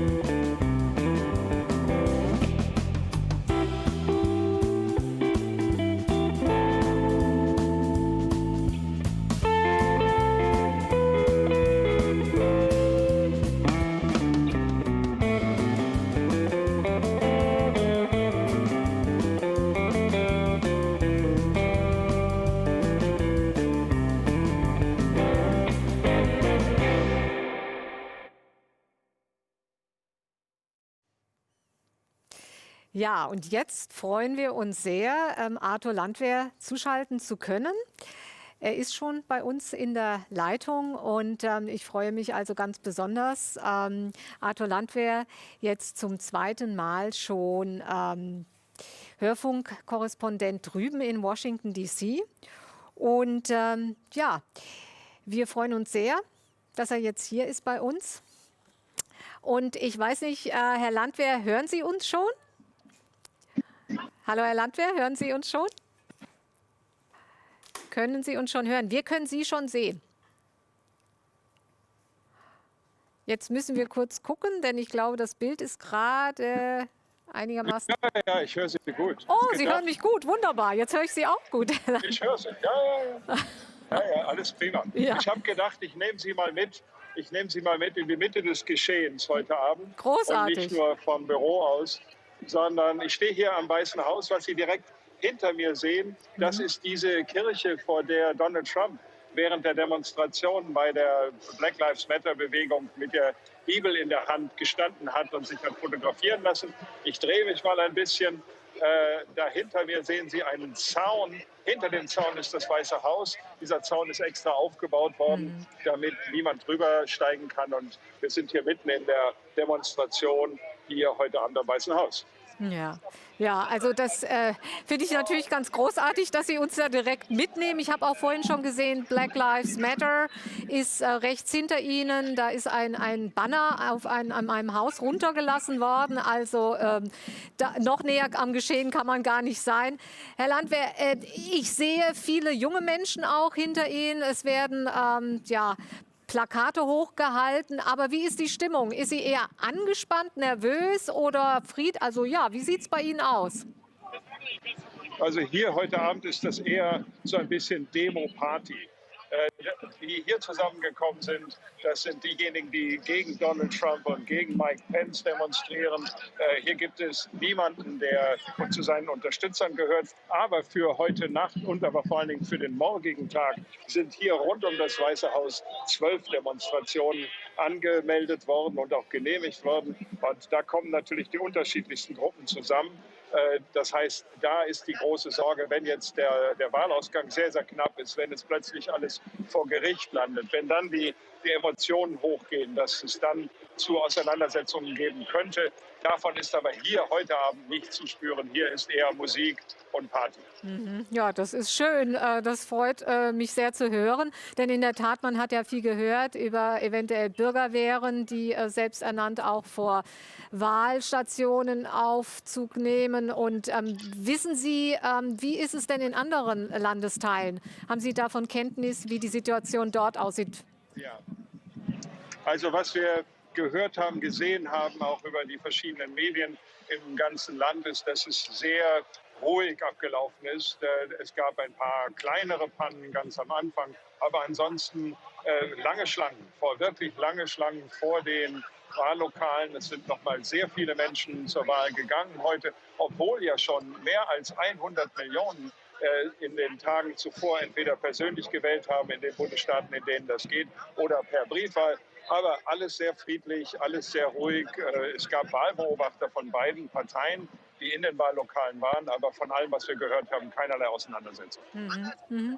Und können Sie uns kurz skizzieren, welche Szenarien wir jetzt erwarten können? Wir haben das gerade auch schon in der Panel-Discussion angerissen, aber was ist Ihrer Meinung nach am wahrscheinlichsten? Wie könnte das aussehen in den nächsten Tagen oder sogar Wochen und Monaten? Oder möglicherweise auch Stunden. Denn es gibt ja, sagen wir mal, ein Best-Case-Szenario. Das heißt, es gibt in Florida und in North Carolina beginnt man in 2 Stunden mit dem Auszählen. Und dann dort werden aber die Briefwahlstimmen parallel zu den anderen Stimmen ausgezählt. Das heißt, 2, 3, 4 Stunden später hat man dort ein klares Ergebnis. Und wenn dann noch andere Staaten wie Ohio oder Ähnliches dazukommen und überall der gleiche der beiden Kandidaten gewonnen hat, dann ist das ein sehr, sehr klares Signal. Und wir können davon ausgehen, dass wir möglicherweise sogar schon heute Abend sehr genau wissen, wer es ist. Aber das umgekehrte Szenario ist natürlich auch, es gibt keinen klaren Sieger in diesen Staaten. Es ist sehr, sehr eng. Und dann kommen all die Staaten ins Spiel, in denen die Briefwahlunterlagen zuletzt ausgezählt werden. Dazu gehört zum Beispiel Pennsylvania. Und in diesen Staaten kann es sehr lange dauern, weil da eben auch noch Unterlagen gezählt werden, die erst in 3 oder 4 Tagen ankommen, die nur heute abgestempelt wurden, aber spät ankommen. Und wenn das der Fall ist, dann kann jede einzelne Stimme das Ergebnis nochmal kippen.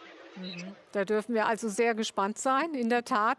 Jetzt muss ich Ihnen die Frage stellen, gucken Sie mal in die Glaskugel hinein. Haben Sie einen Eindruck, eine Wahlprognose für den Ausgang? Also wenn man sich die Gesamtzahlen der Umfragen anschaut, dann liegt Joe Biden vorn. Ich schaue mir selber immer gerne die Trends an. Und wenn man da auf die letzten 10, 14 Tage schaut, vor allen Dingen in diesen sogenannten Battleground States, dann ging der Trend in Richtung Donald Trump. Also der Abstand zwischen Joe Biden und ihm ist kleiner geworden, sehr viel kleiner. In einigen Bundesstaaten, wie zum Beispiel in North Carolina, lag er plötzlich wieder vorn, was für längere Zeit nicht der Fall war. Florida ist ein Kopf-an-Kopf-Rennen, Pennsylvania ist ein Kopf-an-Kopf-Rennen. Und dieser Trend zeigt für mich, dass es durchaus eine gute Chance gibt, dass Donald Trump hier nochmal gewinnt. Dürfen wir sehr gespannt sein. Es ist also noch völlig offen, Ihrer Meinung nach, welchen Ausgang diese Wahlen nehmen werden. Und jetzt haben wir uns ja hier auch schon seit längerem immer darüber Gedanken gemacht, wie kann man denn die USA, deren Gesellschaft ja wirklich sehr, sehr polarisiert ist. Wie könnte man Ihrer Meinung nach dieses Problem lösen? Sei es jetzt, ob Trump sich dessen annimmt oder ob Biden das tun wird. Aber gibt es da eine Heilung, eine Möglichkeit, die Menschen wieder zusammenzubringen? Das wird sehr lange dauern. Das hat jetzt 4 Jahre gedauert, das Land so zu spalten, wie es passiert ist. Und wir dürfen ja nicht vergessen, dass Donald Trump nicht damit begonnen hat. Denn Barack Obama hat mal den, wie ich finde, sehr richtigen Satz gesagt. Er hat gesagt, Donald Trump ist nicht die Ursache unserer Probleme. Donald Trump ist das Symptom. Also diese Spaltung der Gesellschaft hat ja schon sehr viel früher begonnen. Wir können die zurückverfolgen bis in die Präsidentschaft von Bill Clinton, als im Kongress beide Häuser damit aufgehört haben, über die Parteien hinweg miteinander zu verhandeln und die Ziele und die Arbeit in den Fokus zu nehmen, sondern stattdessen sehr stark sich fokussiert haben auf Parteipolitik. Das ist immer stärker geworden. Das war unter George W. Bush stark. Das war auch unter Barack Obama so, der ja darunter zu leiden hatte, dass er praktisch nichts im Kongress durchbekam in der zweiten Hälfte seiner gesamten Amtszeit. Und insofern ist das ein sehr, sehr langer Prozess hierhin zu dem Punkt, wo wir heute sind. Und ich glaube, dass es ein mindestens genauso langer Prozess sein wird, wieder zurück zu einem vereinten, einem wieder in sich geschlossenen Land. Ja, da hoffen wir das Allerbeste. Und ich weiß, Herr Landwehr, Sie haben heute wahrscheinlich eine Schalte nach der anderen und sehr, sehr viel zu tun. Insofern möchte ich Ihnen an der Stelle jetzt ganz, ganz herzlich danken, dass Sie auch zu uns in die Sendung gekommen sind. Ich wünsche Ihnen noch viel Energie für diese Nacht und auf baldiges Wiedersehen. Dankeschön. Jetzt sehen wir hinter Ihnen auch noch die amerikanischen Flaggen. Ja, genau. Und ich bedanke mich ganz herzlich bei Ihnen. Es war wie immer ein Vergnügen. Herzlichen Dank. Machen Sie es gut und ich wünsche Ihnen eine gute Zeit in der Veranstaltung. Dankeschön, danke. Alles Gute Ihnen auch. Ja, bleiben Sie gesund. Tschüss. Ja, und mit diesen Worten sind wir schon am Ende dieser Sendung. Und was da natürlich bleibt, bei all den ganzen Eindrücken, die wir jetzt gewinnen konnten und für Sie vielleicht hat das auch manch Neues gebracht, ja, oder Altbekanntes noch mal in ein anderes Licht gerückt. Das würde uns auch freuen.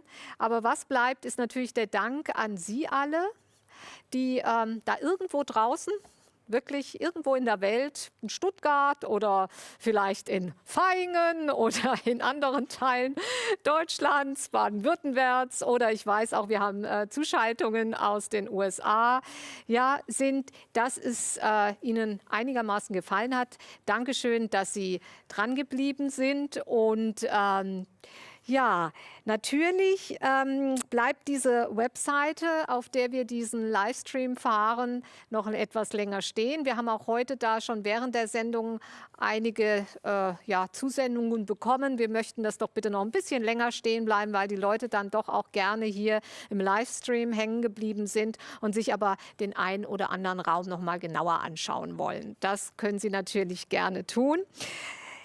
Ja. Wir haben es gehört, erste Ergebnisse in dem Sinn können wir Ihnen jetzt heute wirklich nicht präsentieren von der Wahl. Da verweise ich jetzt, wenn Sie die ganze Nacht über noch aufbleiben wollen, gerne an die öffentlich-rechtlichen Sender. Und ja, so wie man es am Schluss immer macht, ich danke. Ich danke nicht nur Ihnen fürs Zuschauen, ich danke den Kooperationspartnern fürs Mitmachen. Ich danke natürlich vor allen Dingen hier nochmal, ich mache mal so die Arme auf, ja, den vielen Menschen hier im Studio, die uns geholfen haben, das zu realisieren. Ich hatte mir das am Anfang so vorgestellt wie ein Gebäude, das man durchstreiten kann. Die HDM hat das ganz gut möglich gemacht. Ich bin da wirklich sehr, sehr dankbar und auch froh, dass das so geklappt hat. Ja. Und der Dank gilt auch meinem Team im DAZ. Da haben sich die wenigen Menschen, die wir da haben, sehr viele Nächte auch um die Ohren geschlagen. Und ja, das ist aber, hat sich meiner Hoffnung nach auch für Sie gelohnt.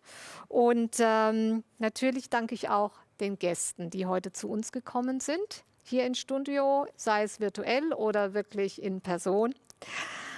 Und Ihnen möchte ich jetzt nur noch zurufen, bleiben Sie uns allen gewogen, allen, die hier mitgemacht haben, allen Institutionen, bleiben Sie gesund.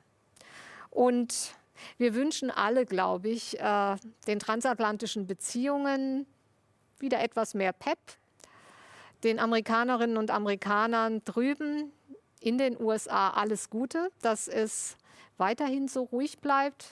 Herr Landwehr hat es ja gerade geschildert, im Moment ist das noch wie eine Demo-Party ums Weiße Haus rum. Wir hoffen, dass es so bleiben wird und auch in anderen Teilen der USA. Und wir wünschen den USA einfach viel Glück. Aber bevor Sie jetzt gehen, darf ich noch zu allerletzt fast ein Schlaflied ankündigen. Es möge Sie begleiten in gute Träume. Unsere Band wird jetzt noch ein Lied zum Abschied spielen für Sie und es hat den passenden Titel Nocturne. Viel Vergnügen und danke, dass Sie dabei waren. Auf Wiedersehen.